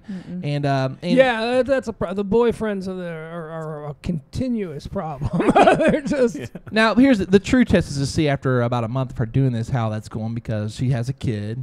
Will he be like, you're out doing these freaking bikinis? She starts winning some contests, getting little popularity. People on Facebook are stalking her and stuff. That's the true test here. It's not about today. It's about tomorrow. Well, since I've been competing in the NPC side, he's actually really cool. But there's a difference in doing that on a stage at an auditorium than being at the local at the back nine in Addison at a bar up on a stage. There's a big difference there. Okay, it's a little more social setting. And I was actually a couple of weekends ago at the back nine. Oh, you did the contest? Oh, okay. Yeah. How'd you do? I was fourth. How come you didn't tell me that earlier? I didn't realize you did that contest. Yeah. Who was judging? Fourth. I don't. They get like 20 guys. Actually, there was just 20 guys in the audience that were judging. I wasn't a regular, it's so not they weren't used to me. It's not. You probably weren't Facebook friends with enough of the judges. The way it's done there, you get one score. I voted for you at back nine. Our score is different. We have 3 different categories. Actually, 4 tomorrow. So that score, there's just like you give a girl a 20 or a 50. You give one score. Period. Yep. And so it's just a lot different. So ours is more pageant style. So she'll do good because it's based on posing and stage presence. Let's go in this direction because you are a more sophisticated. Love how you brought that tag out. That's great. Sophisticated is how I would describe you. A sophisticated bikini model. Right? Better than saying older bikini model. Like I said, we call it the master's class. Yeah, master's class. Sure. Any plastic surgery? Yes. Breasts, obviously. Okay, anything else? Botox, Restylane, nothing like that? No. Good. You know why? I just take care of my face. Yeah, okay. Look, at some point in maybe 20 years from now, you might want to do something. That's fine. And, please, one of my best friends is a major plastic surgeon, and I understand that. But you are so pretty right now. Don't change a damn thing. I'm going to grow gracefully. Yes, and I'm sure your husband appreciates the way you look and all that. And don't. I notice one thing that you don't have that every a pretty girl or a girl who's attempting to be pretty does have that I think is so overdone now. And those are those giant inflated lips. I hate them. Oh, me too. Oh, me too. She's got good teeth. She's got good lip. She's got pretty smile. She's got good cheekbones, an angular face. Yeah, she's the kind of girl you could dress up and take to like the margarita ball. Yeah, I bet you look fantastic in a party dress. I do have quite a few. Yeah, I bet you do. All right, so are we good? Yeah, we're good. I mean, we'll see tomorrow how it goes. Yeah. All right, Jimmy, let's take a quick little break here so we can segue. And what we'll do is we'll usher Kelly out. We'll let her get dressed now. It's very uncomfortable. I avert my eyes. I'm Catholic. You're Catholic. I'm sorry. It's that. I'm lapsed Catholic, but I apparently haven't lapsed that far away from it. So, all right, there we go. That was Kelly. Brady, will you close the door, please? All right. Jimmy, now we are going to take a quick break here. Hot. I know. As hell. How she doesn't win every bikini contest, I'll never understand. Brandon has a stable of some absolutely beautiful girls. Mm-hmm. Now he's got a woman. Right. That is a woman. That is that is Hollywood caliber. Yeah. You know? God. And I said she looked like Linda Fiorentino.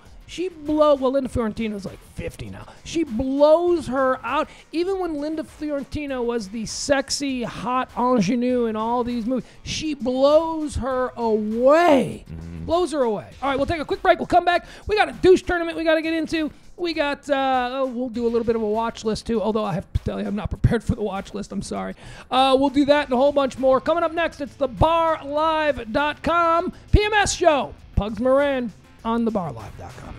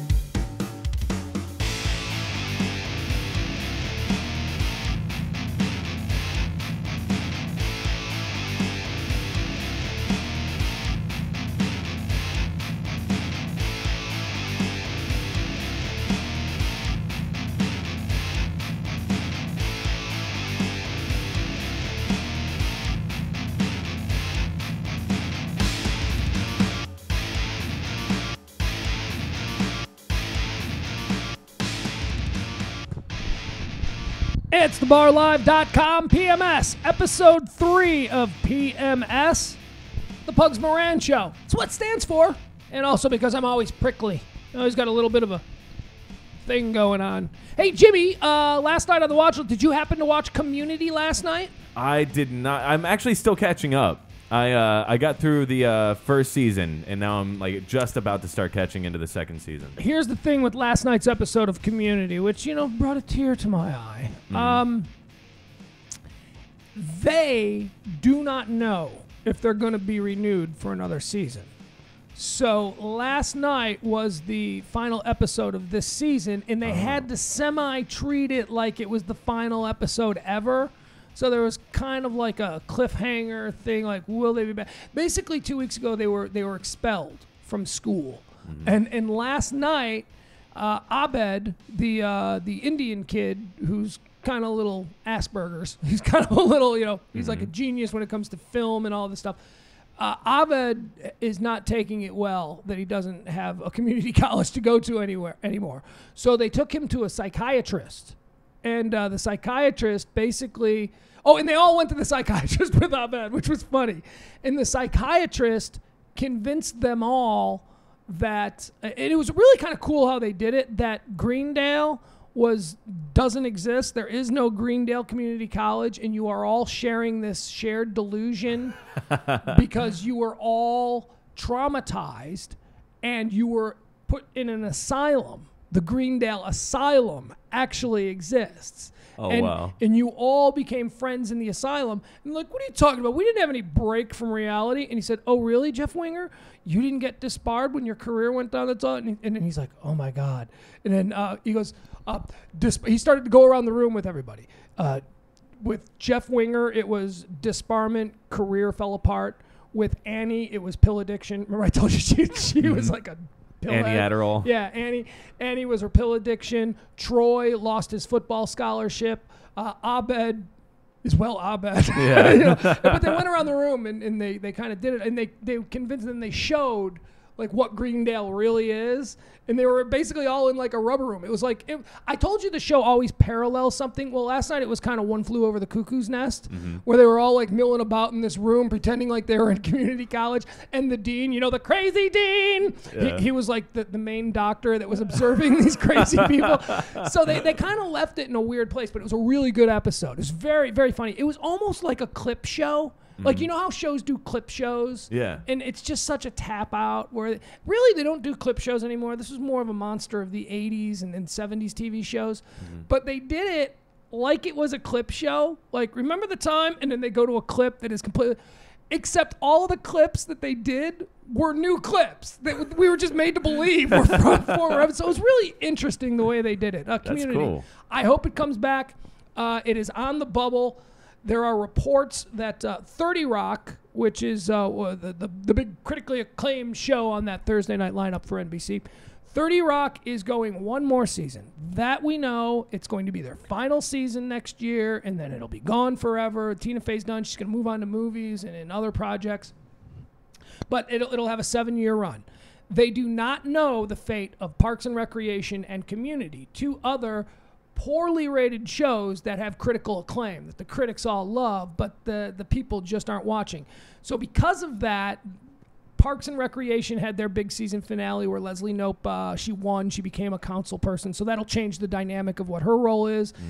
And it's also a good way to end the series. She no longer works for Parks and Recreation. Now so if they come back, she's going to be a different person. She's going to have a different, job description, work somewhere else. And Community kind of did the same thing. So both Community and Parks and Recreation are sort of in limbo. I've got a feeling they're going to bring them back because there's conflicting reports going around. A couple of weeks ago, I monitor this because I'm a big fan of both those shows. A lot of people are. I always hear about these two shows most. They are internet darlings. Right. And even NBC admits it. They're like, boy, if we were to cancel Parks and Recreation or Community, the internet would go nuts. We would have to face all this backlash. So that's the kind of thing that's saving them. Back in the day, it was letter writing campaigns where if a show was on the bubble, people would get the word out through press releases and stuff and try and contact. There was no internet to sort of have all. Now it's so much easier. to get, you know, people involved with the internet. I mean, there's Save Community websites and Facebook pages and all that stuff. I know the website that I go to, I frequent every day, is reddit.com, and they have run entire campaigns where they got the entire community to get behind community in Parks and Recreation. Yeah. So those were the two things that like really kind of got my interest, and I was like, well, I got to start watching these shows because I felt like I was missing out on something, and also friends recommending it as well. They're very good shows, and I really hope that they do make it back in some way. Oh, and like I was saying, a couple weeks ago there was a report out that said that Community and Parks and Recreation were definitely not coming back, that they were done. But then this week, a well-placed source inside NBC said that's not true at all. In fact, those shows very well may be back. So we don't know yet. All we know is that NBC announced yesterday that 30 Rock would be back for a 7th and final season. And to me, it seems like that would indicate that the other two shows, the sort of companion shows that are also in the same boat, critically acclaimed but not well watched, that they may come back as well. Yeah, because you're only bringing them back for one more year. It seems like you can give them one more season. Yeah, you're bringing back 30 Rock for one more year. Certainly, the people who created Community and Parks and Recreation don't want to come back for one more year. They want to come back for 5 more. I mean, they're still those shows are only 2 and 3 years old, so they're not done with their run. Here's the thing, though. You know, I'm going to give you an example of 2 shows, and these were Brandon Tartikoff. Do you remember who Brandon Tartikoff was? No. Brandon Tartikoff was the guy in charge at NBC in the 80s and in the 90s. And when NBC was the most powerful network in television with the Cosby Show and Hill Street Blues and all that, it was Brandon Tartikoff who brought them there. They were in the basement before Brandon Tartikoff. And then he came over, started programming NBC, and he put up all of these shows. But there were 2 shows in Brandon Tartikoff's legacy that, if not for him, were on their way to being canceled. No one was watching them. They were complete flops, and everyone was like, we got to pull these off. He was under so much pressure to cancel these 2 shows, and he didn't. He refused to. He said, no, I'm going to stand by these shows. Those 2 shows were Cheers and Seinfeld. Wow. You know? So was this... NBC, the geniuses at NBC wanted to cancel Cheers. And Brandon Tartikoff said, no, this is a good show. We're going to give it time to find its audience. And they wanted the same thing with Seinfeld. And then just like 9 years later, after Seinfeld was like begging to stay, remember they were offering them like $100 million each to come back and do one more year.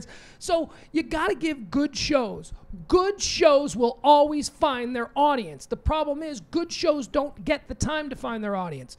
Perfect example for me is Arrested Development on Fox. That was one of the greatest sitcoms that was ever on television. It's up there even after only 2 seasons or whatever they did. I put it up there with Seinfeld, All in the Family. It's one of the greats of all time, and nobody at Fox stood by it, so it went away.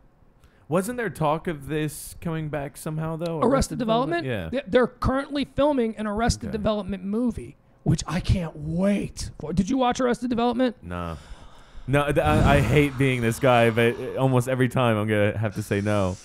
All right, dude. All right, you're catching up on Community? I'm trying, yeah. Watch Arrested Development. Okay. Find it online. Watch them. Seriously, Jimmy. Mm-hmm. You will be like, this is the funniest show that has ever been on TV. The humor. And everybody, here's how you know it's a really good show. Mm-hmm. Everybody that was on that show that was, oh, nobody's watching that show sucks. Everybody that was on that show is now a major star because of it. Wow. For instance, the star of the show was Jason Bateman.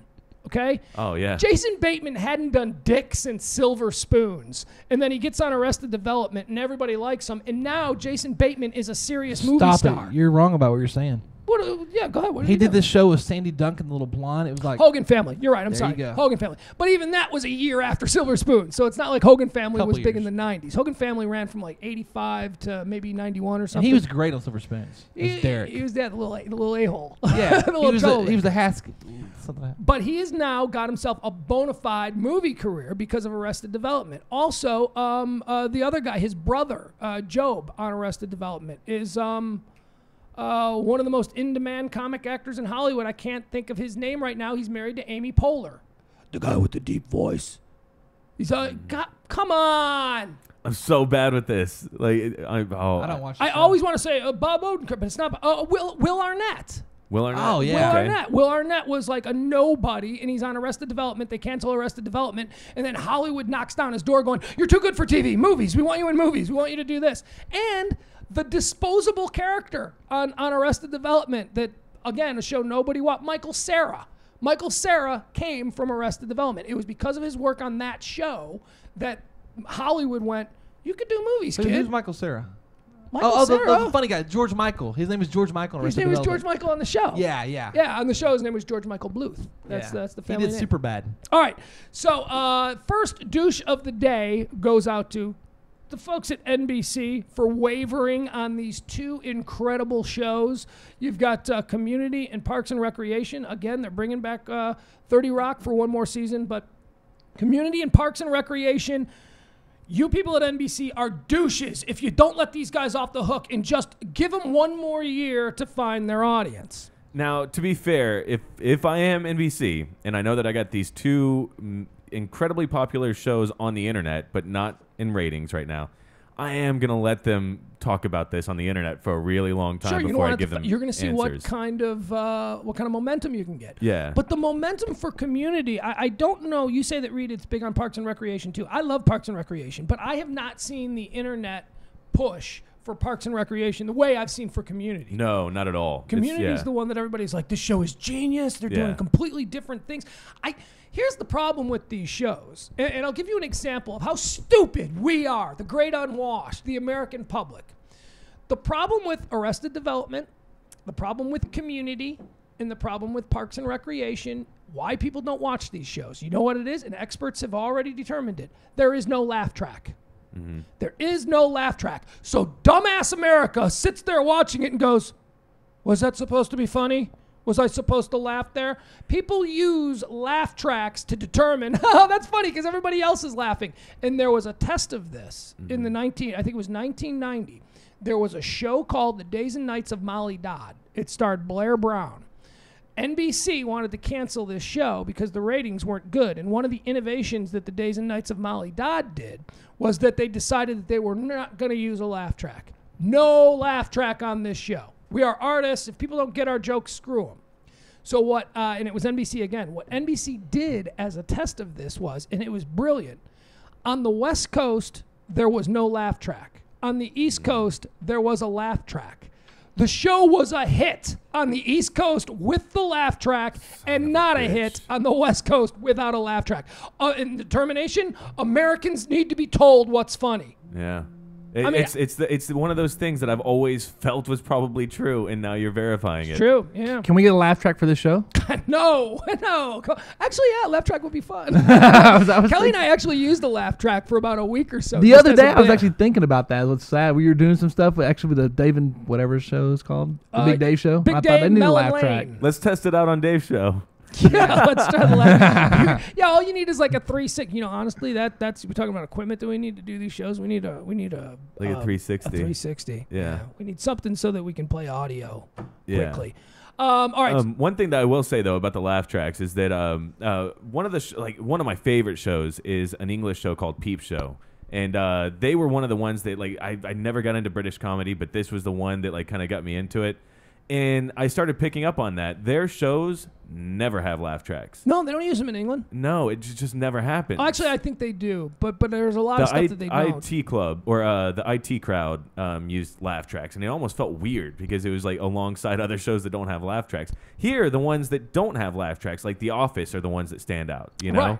So and The Office doesn't get good ratings. Wow, I didn't even realize that. I always assumed it because they were on for so long that they were like this, mega show. But I don't even. I mean, it's like a show that doesn't have a laugh track. I don't really notice it until somebody points it out. Until you say, "Oh, that show doesn't have a laugh track." But now, whenever I watch a sitcom with a laugh track, I turn it off. I can't handle it. Oh, I can't do it. I can't. Sorry, I can't watch Tim Allen and Last Man Standing. I can't because every other joke is ha ha ha. Like a big crowd applause. Well, and it'll the thing that catches me each time, and it's mainly during the Charlie Sheen show, the 2.5 Men.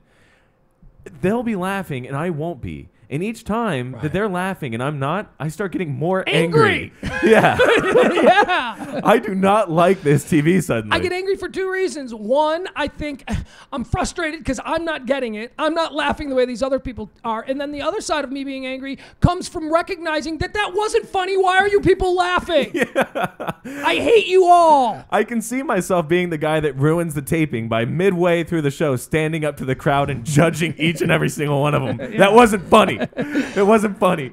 Very few shows now use a live studio audience. That was a big 70s thing. Some do, though. At some point, I want to have a discussion today, if possible, about what I saw on TV last night on Punk'd that I thought was highly inappropriate. Okay, well, we'll save that for the watch list, and we'll get to that in the next segment. All right, douche candidate number 2 for today's douche of the day is not Josh Beckett. Well, it's sort of a twofold thing. Josh Beckett, pitcher for the Boston Red Sox. But also, I would like to give a douche nomination to Boston Red Sox fans. Now, any opportunity, I wish Sam was here for this, any opportunity that I have to point out what a bunch of miscreants the Boston area sports fans are, I jump on it. These people are the most entitled, arrogant SOBs on the planet. For 100 years, they had nothing. And then for about 15 years, the last 15 years, they've had the Celtics, they've had the Patriots, they've had the Red Sox, and it's too much. I was rooting for you the first couple championships. The Bruins even won. I've been rooting for you guys the first couple of times, but now it's time to dial it back, and it's time to go back to the cellar because you people can't handle success because you're the most obnoxious, arrogant sons of bitches there are in the entire sports world, Boston. So here's the story. Josh Beckett, who formerly an ace pitcher in Major League Baseball, having not a great season this year. He's 2-4. He got booed off the mound yesterday by his hometown fans while pitching for the Red Sox because he had a horrible outing. Here's the story. The embattled starter did not. I'm sorry. Excuse me. For Josh Beckett and the Boston Red Sox, getting jeered at Fenway Park has become par for the course. The embattled starter did nothing to help restore his reputation Thursday night, getting booed off the field in the third inning of Boston's 8-3 loss to Cleveland. It was Boston's 11th straight loss in 12 home games, but I love that the Red Sox suck this year. Do they? They suck. Because they are. I don't even watch baseball, but I always hear about them doing incredibly well. They got rid of their general manager, Theo Epstein. He's now with the Chicago Cubs. They got rid of their manager, Terry Francona, and they brought in Bobby Valentine, who I can't stand, and the fans can't stand him, and the team is just sucking, and it's just a miserable place to be. It's so fantastic. You get to watch while the entire team just implodes on themselves. Yes, I love it. I love it. It was Boston's 11th straight loss in 12 home games, and it happened to come a day after it came a day after word surfaced that Beckett was playing golf last week, a day after he was scratched from his scheduled start. Now, here's the problem. This is why Josh Beckett gets nominated for Douche of the Day. Mm-hmm. He couldn't pitch at night, but the very next morning, he was out tearing it up on the golf course. And the fans, and sports radio I'm sure had a lot to do with this in Boston, felt, dude, if you're supposed to be our ace, if you can't pitch because you've got a tweak in your shoulder and you're worried about it, you shouldn't be swinging a golf club. You should be packed in ice and you should be sitting on your couch until you're ready to pitch for us again because we're paying you $40 million a year or whatever the hell it is, you know? Yeah. So the fans are upset with him because of that. And that's why when he came out last night and just got rocked, the fans were like, you suck, get better. Why are you can golf, but you can't. So that's why I give the douche nomination to the fans. But here's why I give the douche nomination to Josh Beckett as well. Josh Beckett, after being booed, told the assembled media, he was asked if he felt that the booing had anything to do with his decision to play golf after being scratched from the game the night before. And he said, you know what? Those fans, they have nothing to say about what I do on my day off. That was his excuse. Now, here's why he's a douche. It wasn't a typical day off. You're supposed to be injured. You couldn't pitch the night before. They lost the game because their ace had to be scratched just before the game started, and they had to put in another pitcher who probably wasn't prepared to pitch that day because he didn't think he was. So 12 hours later, Josh can't stand on a mound and pitch for a couple of innings, but he can play 18 holes of golf. swinging a club, drinking beer. Josh, this was not a typical day off. If you fail to see why the fans are upset with you, then you're a big-ass dummy. You got to lay low. If you're hurt, lay low. Don't be out shooting hoops. Don't be lifting the weight. Don't be doing anything, because if people find out, they're going to think, geez, you're just stealing money from us. Yeah. I mean, if you skip school, I used to skip school all the time.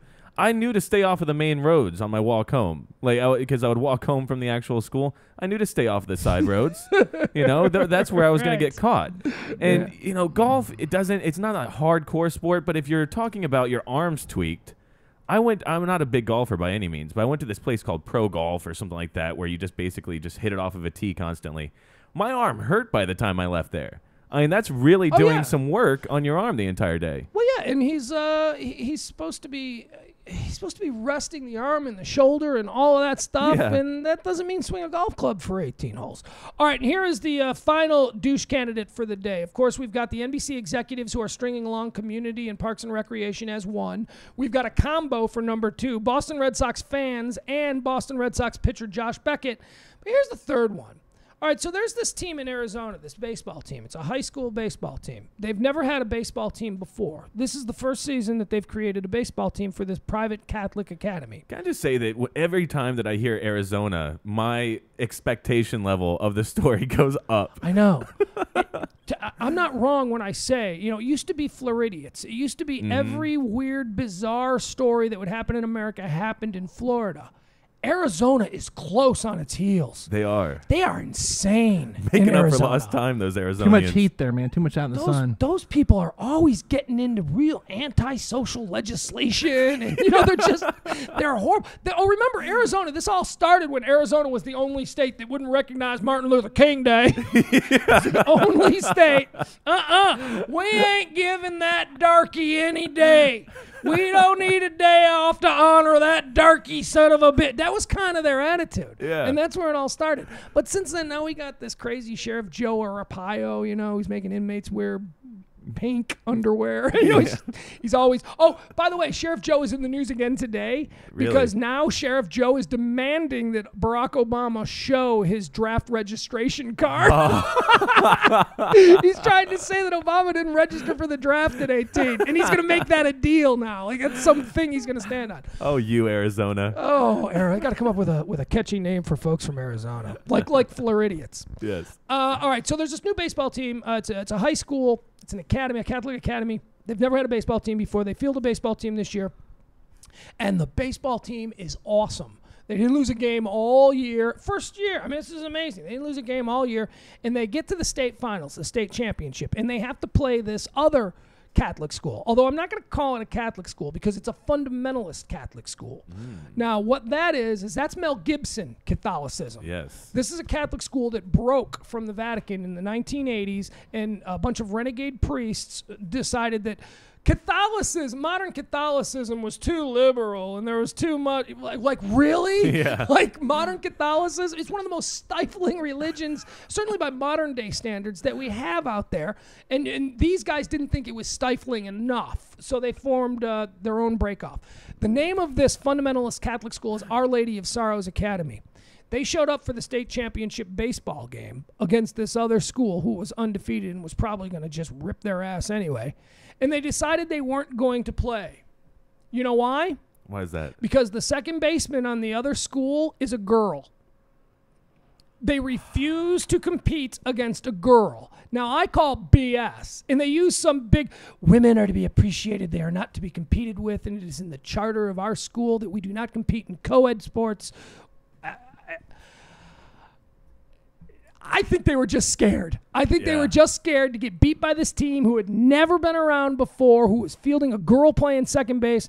Having never fielded a baseball team before this season, Mesa Prep Academy was thrilled with an undefeated season that it had in position to play for the Arizona Charter Athletic Association's 1A state championship. The Monsoons had gone undefeated in the regular season and done so with just 11 players. Just 11 players! Wow. That means there's only 2 people on the bench. That's it. Your pitcher is crazy. You better hope one of those 2 guys left over can pitch. Or you got to move somebody around. 11 players. That's insane. That is. Our Lady of Sorrows Academy, a fundamentalist Catholic school in Phoenix, declined to play Mesa Prep because of a strict parish policy prohibiting participation in co-ed sports. The school is affiliated with the U.S. branch of the Society of St. Pius, a group of conservative priests who broke away from the Catholic Church in the 1980s over church reforms. In a statement to Fox News, they're reaching out to Fox News. Good. In a statement to Fox News, Our Lady of Sorrows officials said the school had no choice but to forfeit. Quoting now, teaching our boys to treat ladies with deference, we chose not to place them in an athletic competition where proper boundaries can only be respected with difficulty, the statement said. Our school aims to instill in our boys a profound respect for women and girls. All right, so there you have it. Those are the three douches today for today's douche tournament. We've got the executives at NBC who are stringing along Community and Parks and Recreation. We've got a combo of Josh Beckett, pitcher for the Boston Red Sox, and the Boston Red Sox fans, simply for booing your own. I don't think you boo your own. That's just me. And now we've got this Our Lady of Sorrows Fundamentalist Catholic Academy in Arizona who refused to play in the state championship game because their opponents had a female playing second base. And by the way, it should be noted, there is no controversy about the female playing second base. Arizona has a law that says if a school does not offer a counter sports program for females, then females are allowed to play on the male team. And this particular school does not offer a softball team for girls, so the girl is allowed to play baseball. And from the stats, it sounds like she's holding down second base pretty well. Paige Sulzbach is her name. Yeah, she's obviously pretty good. Now, it's not a big deal to say she's a starter because there's only 11 people on the team, but it's a big deal to say that they're undefeated. Right. That no one is beating them. There's no weak link there. I had a different version of second base when I played with girls, but anyway. yeah, that's true. All right, so here we go. Let's root them out. Who do we like? Jimmy Ryan, who is your douche of the day? You've been given the choices. NBC, Boston, Josh Beckett, or this prep school in Arizona? You know, this the prep school, I think, is the first one that I would have to weed out, just because I just don't even understand it. I think that I can't wrap my mind around it, you know? So, like, it's hard for me to understand. It's just odd, but, again, it's Arizona, so, like, as long as we can kind of keep them isolated in that state, then we're probably in good shape. You're right. It's less shocking because it's Arizona. Yeah, You know, it's like, I just assume, like, I've been through Arizona one time, but it was just like a shot straight through the state. I feel like if I had stopped, I would have learned a lot. Like, I would have learned a lot about, like, just a weird society. Wow. Then I would have to say NBC is a little less douchey, just because they may be holding on in hopes that they're going to get, like, some big firestorm on the internet going. You know, trying to get a lot of people in there. See, now you say a little less douchey. What if I was a showrunner, and that's the term for the executive producer, creator of a TV show. If I was the showrunner, I would want my executive to stand up and publicly say, I stand behind this show. That's what NBC should do. The critics are all saying, hey, NBC, what's wrong with you? You've got really good shows here. Give them time to find an audience. And NBC's going, whoa, we don't know. So, I mean, I would like for NBC to stand up and support their teams, their family. Now, is there somebody that basically would be like the main person in talks from the show with the network? Has that person come out and said, I don't know? That person, Dan Harmon, I think it's Dan Harmon, the creator of Community. Greg Daniels is the guy who created Parks and Recreation. I haven't heard anything from him. But Dan Harmon, who created Community, is not really saying much, and he's not in a position to say anything because just a month or so ago, he had a big embarrassing blow-up with Chevy Chase. And so I think NBC might be like, just sit in timeout. We're not dealing with you right now. You embarrassed us with that whole Chevy Chase thing. So I don't know if he's really in a position there. But I would like NBC to. So who do you go with? I have to go with Boston. Boston? Yes, Boston. I mean, like, this is something that, again, it's not like Arizona where you expect it, but you do expect Boston drunk people to just be Boston drunk people. And I can imagine that that's what they were being that day, and most days. And just about events. every damn day. Yeah. All right, Brandon, who do you like here in our douche tournament? You got the NBC executives? The number one douche is going to be the guy, the pro athlete from Boston. Josh Beckett. Absolutely. As a grown man and a pro athlete making millions of dollars, he should not be out playing golf when he's supposed to be heard. That's BS. All right, there you go. My vote doesn't even count. I also would have gone with Boston because anytime Boston's involved in the douche tournament, you can count on a vote from me. So there you have it. Boston fans in general for booing off Josh Beckett, and Josh Beckett for being so completely oblivious to why he was booed off. You guys are our douche of the day. All right, there you go. Oh, third annual douche of the day. Or third daily douche. That's what we've done here. All right, now with the remaining minutes that we have here in the show. Oh, Brandon, I'm sorry. You wanted to get into something. Well, I was going to say, did anybody watch Punk last night? No, I did not watch Punk. I watched, my Thursday night is Office, big Thursday nights around this house. Big Bang Theory, Punk, The Office, and the Pauly D Project. And I was just a little bit taken back last night. Y'all know who Dax is? He was in the original Punk'd. He's done like up the creek without a paddle. Dax Shepard. Oh, Dax Shepard, the actor. He's on a show right now. It's like a popular show apparently, or some show. Anyway, long story short, he's married to somebody really, really hot. They brought him back. Kristen Bell. They brought Dax Shepard back to Punk last night because that's their star tribute to Punk, whatever. And it was really odd last night. They did a Punk where basically they had some 14-year-old girl, and I don't remember her name, but some named Chloe something or other, some 14-year-old girl. And the bit was like this. Dax is at somebody's house, okay? Kristen Bell. He is married to Kristen Bell. Okay. Okay, basically they pick up this girl and her brother, okay? And the limo driver, which is driving a Suburban, catches his wife cheating on him, okay? And they put it on the speakerphone. They can hear the whole thing. And they go to the house, and Dax Shepard walks out. And he's the guy that's cheating on, with a wife. So they walk over, and they're having a conversation. First of all, this girl's 14. They've had a whole conversation about sex and everything, okay? Then they're talking about using protection and condoms. Do you think it's a little bit pervy and wrong that they involved a 14-year-old girl in a bit that's about sex? Well, I'll tell you this. We couldn't have talked on the radio back in the CBS days about a 14-year-old sexual habits. Well, no. She wasn't having sex. They were discussing, it'd be like me talking about my wife or you cheating with my wife and talking about sex and condoms with a 14-year-old girl. Does that seem wrong to y'all? Yeah, it does seem wrong to me. It does.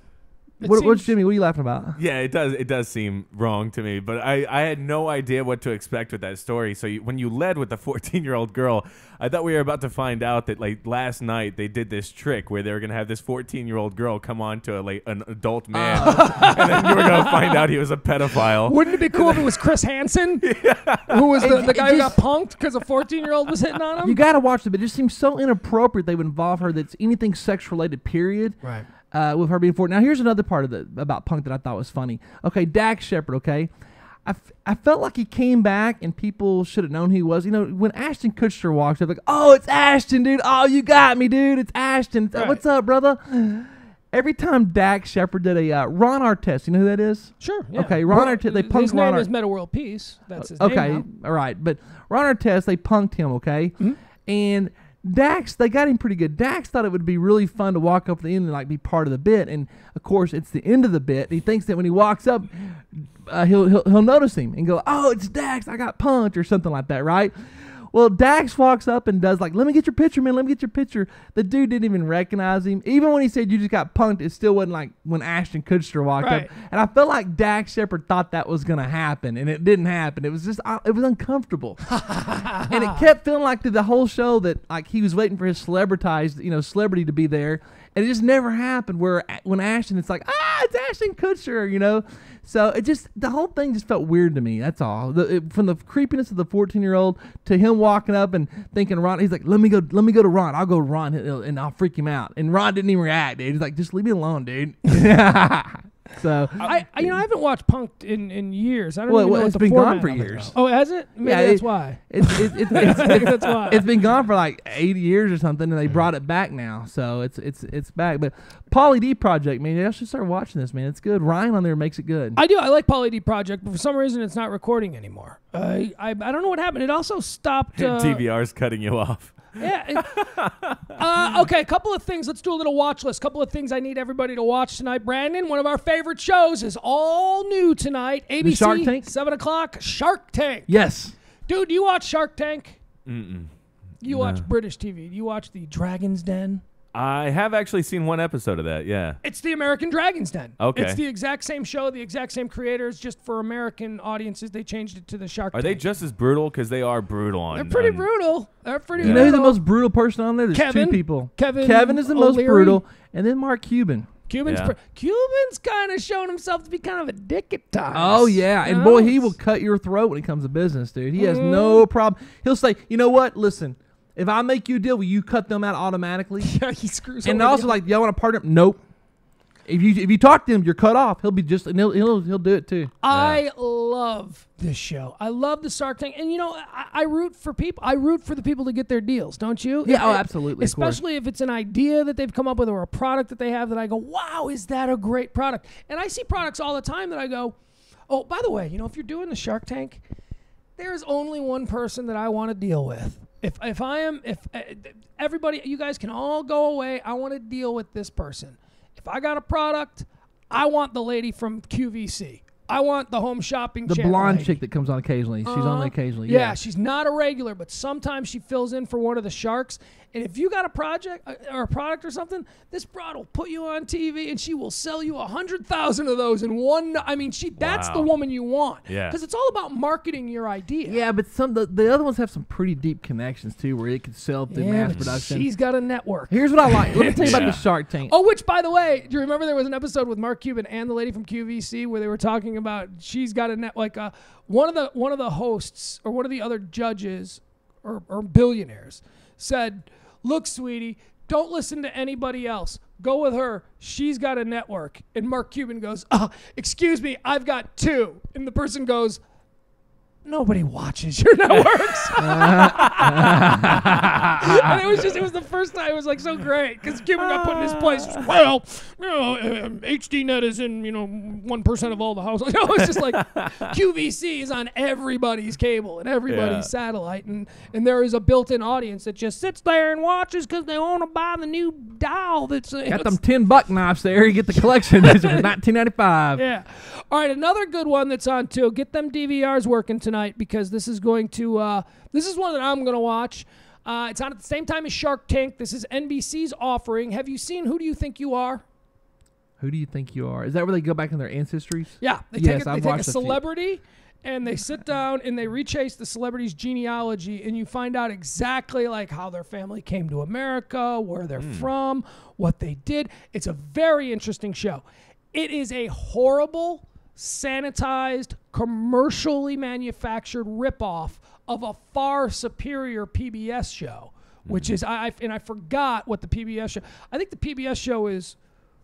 It's such a similar name. It's like, but whatever. Henry Louis Gates is the host of the PBS version, and it's really. By the way, Henry Louis Gates. Does that name sound familiar to anybody? No. To you? You may remember him as the Harvard law professor who got beat up by the Boston cop and then got to go have beers with the president in the backyard. Yes. Henry, because they thought he was like some kind of a, miscreant. It was racial profiling, and it turns out he's this like laureate from Harvard who's like, this really respected dude, and now he's got this genealogy show because it's one of the things he does, and it's really good. Cool. And everybody loved that show. I don't like that show. And you seen the PBS one? No, I don't like the one that's on regular TV. Well, it depends on the guest. It really does depend on if the celebrity is someone that you like. Tonight, one of my favorite celebrities in all the world right now, Jason Sudeikis from Saturday Night Live. They're going to find out his history. That guy just cracks me up. I can't wait to see him. I just love it. So there you go. Who do you think you are on NBC? Brandon, is there anything else on Friday nights that you like to watch? I used to watch the Gold Rush, but that's not on right now. I'm waiting for that to come back on, the Alaskan Gold Rush. But really, I don't. No, not really. Nothing really? Nothing that really Just the gets Shark you? Tank. I love the Shark Tank, man. Okay. Oh, there's a couple new shows coming out next week on Discovery. There's one, a biker show. Mm-hmm. Have you seen that one yet? I think it's Discovery. It's where it's a real life biker gang, and they show how it goes down and stuff. I don't know if I'm into that. I'm into Sons of Anarchy. But That's my this show. is like a document. It's like a reality show. Also following Shark Tank on ABC is another good one. I thought you were going to do this. You don't watch What Would You Do? You don't watch that? No, I do. Yeah, I love that show. I do. You know why I watch it? I just keep the TV on. I think it comes on like right afterwards or something. I do watch that. That's so funny too, man. It's an all-new What Would You Do? Do you know what Would You Do is? No. It's one of these hidden camera shows that ABC News does. It's like it's a spin-off of 2020. Kind of like, do you remember To Catch a Predator? To Catch a Predator was originally just a segment on Dateline, and then they spun it off into its own thing. Mm-hmm. Well, What Would You Do was originally a segment on 2020, and they spun it off into its own 1-hour show. Okay. They basically put regular people in stressful situations or confusing situations, and then they film how they react. For instance, a good example is they took over a deli in New Jersey, and it was they hire an actor to be the deli worker, and the deli worker was an Arab guy, with the towel on his head and all that. Right. And it was a crowded deli at lunch, and then they sent another actor in to be a guy that was ordering a sandwich from the deli. And the actor that was in line ordering the sandwich to the actor who was playing the Arab guy. See, the people who are involved in the confrontation are actors. It's about what the people around that don't know these are actors are going to do. And this particular one was so crazy because this dude that was ordering the sandwich was like, hey, hold on a second. Wash your hands before you touch my meat. Wash your hands. I'm serious. Go wash your hands. So like, okay, sorry, very sorry, sir. I'll wash my hands. Okay, you got some gloves you can put on? I don't need your dirty Arab hands all over my ham sandwich. Can you believe this? And he turns to people like, you believe this? Oh, they blew up the Twin Towers, and now I got to get a ham sandwich from this guy. And they try to gauge how the people will react. And there are people who will be like, yeah, how about it, dirty Arab? Wow. Like you see really how awful people are. Yeah. But then there's almost always someone who restores your faith in humanity. Yeah. Someone who will like get in that person's face and just before, because the actors sometimes are on the verge of getting punched out. Yeah. Could you be one of the actors? That'd be the toughest acting job in the world because they're like in the middle of a possible getting punched. Right. Yeah. And it's like it's so uncomfortable too because people really think you're an ass. Did you see the one about the bicycle where they're still on the bicycle? No, what was the bicycle? Okay, they did this. They did this where they're at a public park. There's a bicycle obviously chained up to a pole, and the guys over there like bolt cutters and stuff like stealing the bicycle, in front of everybody, making it real obvious. And like, well, what are you doing? He's like, I'm getting a bike. I need a bike. Is that your bike? No. He just keeps going about his business. And what they do is they start off with a white guy. And believe it or not, a lot of people just kind of maybe made a comment, but they kept walking. That's what they do. They tweak the scenarios too. Like the bad guy in the first scenario will be, a white guy, and people will react one way, and then they'll do the exact same scenario, but the person doing it will be a black guy. Let me get this whole segment here, because the second scenario was they put a black guy, and a few more people reacted to the black guy. Okay. The third scenario, what do? They put the hot blonde. And you know what happens? So much. You know what happens? People are stopping and helping her steal the bike. The funniest part. Here, sweetie, let me hold it straight for you while you get those bolt cutters. One guy was like, let me do it for you. I can be faster about this. And his wife is right there. I'll tell you the best one that I ever saw was, did you see this one? The homeless guy who got the money stolen? Yeah, he's sitting by the For tree. the hot dog? Yeah. Yeah, all right. So there's a cart, a hot dog cart truck, and a limo pulls up, and a dude in a fancy suit gets out of the limo, and he walks up to the hot dog. He goes, give me a hot dog. And he pulls out his credit card, and he goes, we don't take credit card. We only take cash. And the guy's like, are you kidding me? And he turns and he looks around, and behind him is like a blind homeless guy, and the homeless guy was an actor. And the guy who was obviously buying the hot dog was an actor too. And he turns and he sees the blind homeless guy with his guitar case, and there's money in there. So he walks over to the homeless guy and he's like, hey man, what's happening? And he starts taking the money out of the guitar case, and he walks up and he pays for the hot dog. Just to see, and there were people in line for hot dogs just to see how people would react. That was the closest one to seeing violence. Because there was some dude who was in line who it turns out was like a black belt karate instructor or something. He was like, hey, what are you doing? He got in the guy's face, and they were chest to chest, and he's like, you don't want to do this. You don't want to push me. You put that money back right now, and you apologize to that man. What? He's blind. He doesn't even know what I did. Then you're going to tell him what he did. You're going to tell him exactly what you did, and you're going to apologize. Hey, man, look, I don't want any trouble. You got trouble. You got trouble the minute you stole from that man. It was just so, my faith in humanity was like, thank you. Thank you that guy exists. Yes. But the best part of the show, What Would You Do, is when somebody behaves badly, like somebody is a horrible person, and then what'll happen is the doors will open up and the cameras will come in, and it's John Quinones and he'll confront the guy who just acted in front of America like a total bigoted, racist a-hole. Yeah. And he'll be like, well, why did you say that about Arabs? Why did you say that Arabs shouldn't touch your food? Oh, well, is just going to be on TV. Yeah, it is. All of America is watching you right now. Well, we went through a lot. Well, you didn't really behave very well there. That was not. Would you want your children to see you behaving like that? Oh, no. They always get so humiliated. It's a good show. So there it is. That follows Shark Tank on ABC tonight. What would you do is what it's called. I was hoping there was some kind of a description of what tonight's episodes are, but we don't really have anything here. So I don't know. All right, and that's about it. Also, 9 o'clock tonight on Spike TV. This is going to be my... every Friday, I'll give you this as my pick to click. Friday night, Spike TV, 9 o'clock. It is the Ultimate Fighter Live. That's right. They're going live now. Live fights on Friday nights from the Ultimate Fighter television series. We're coming up on... actually, we had very big news on the Ultimate Fighter Live. Of course, the two coaches... Dominic Cruz and Uriah Faber, who will fight each other after the series is done. The two coaches always square off in a fight themselves, and in the case of Cruz and Faber, it will be for the belt because Cruz is the current champion. Well, this week, Monday in training, Dominic Cruz blew out his ACL, so now that fight is off. Tonight we'll find out if Dominic Cruz is going to be there. Are they going to replace him with a different coach? How's that going to affect the Uriah Faber fight? All right, all that. There's the watch list. Are we done or we got another segment? I actually don't have to leave right away, so I know we said we were on a tight schedule. Well, we had another girl show that's trying to be a model, and she's a different type of model for our company. I don't know if you want to talk to her or not. Let's wrap this up. We're already too early. Maybe we'll do it for another time. Yeah, absolutely. All right.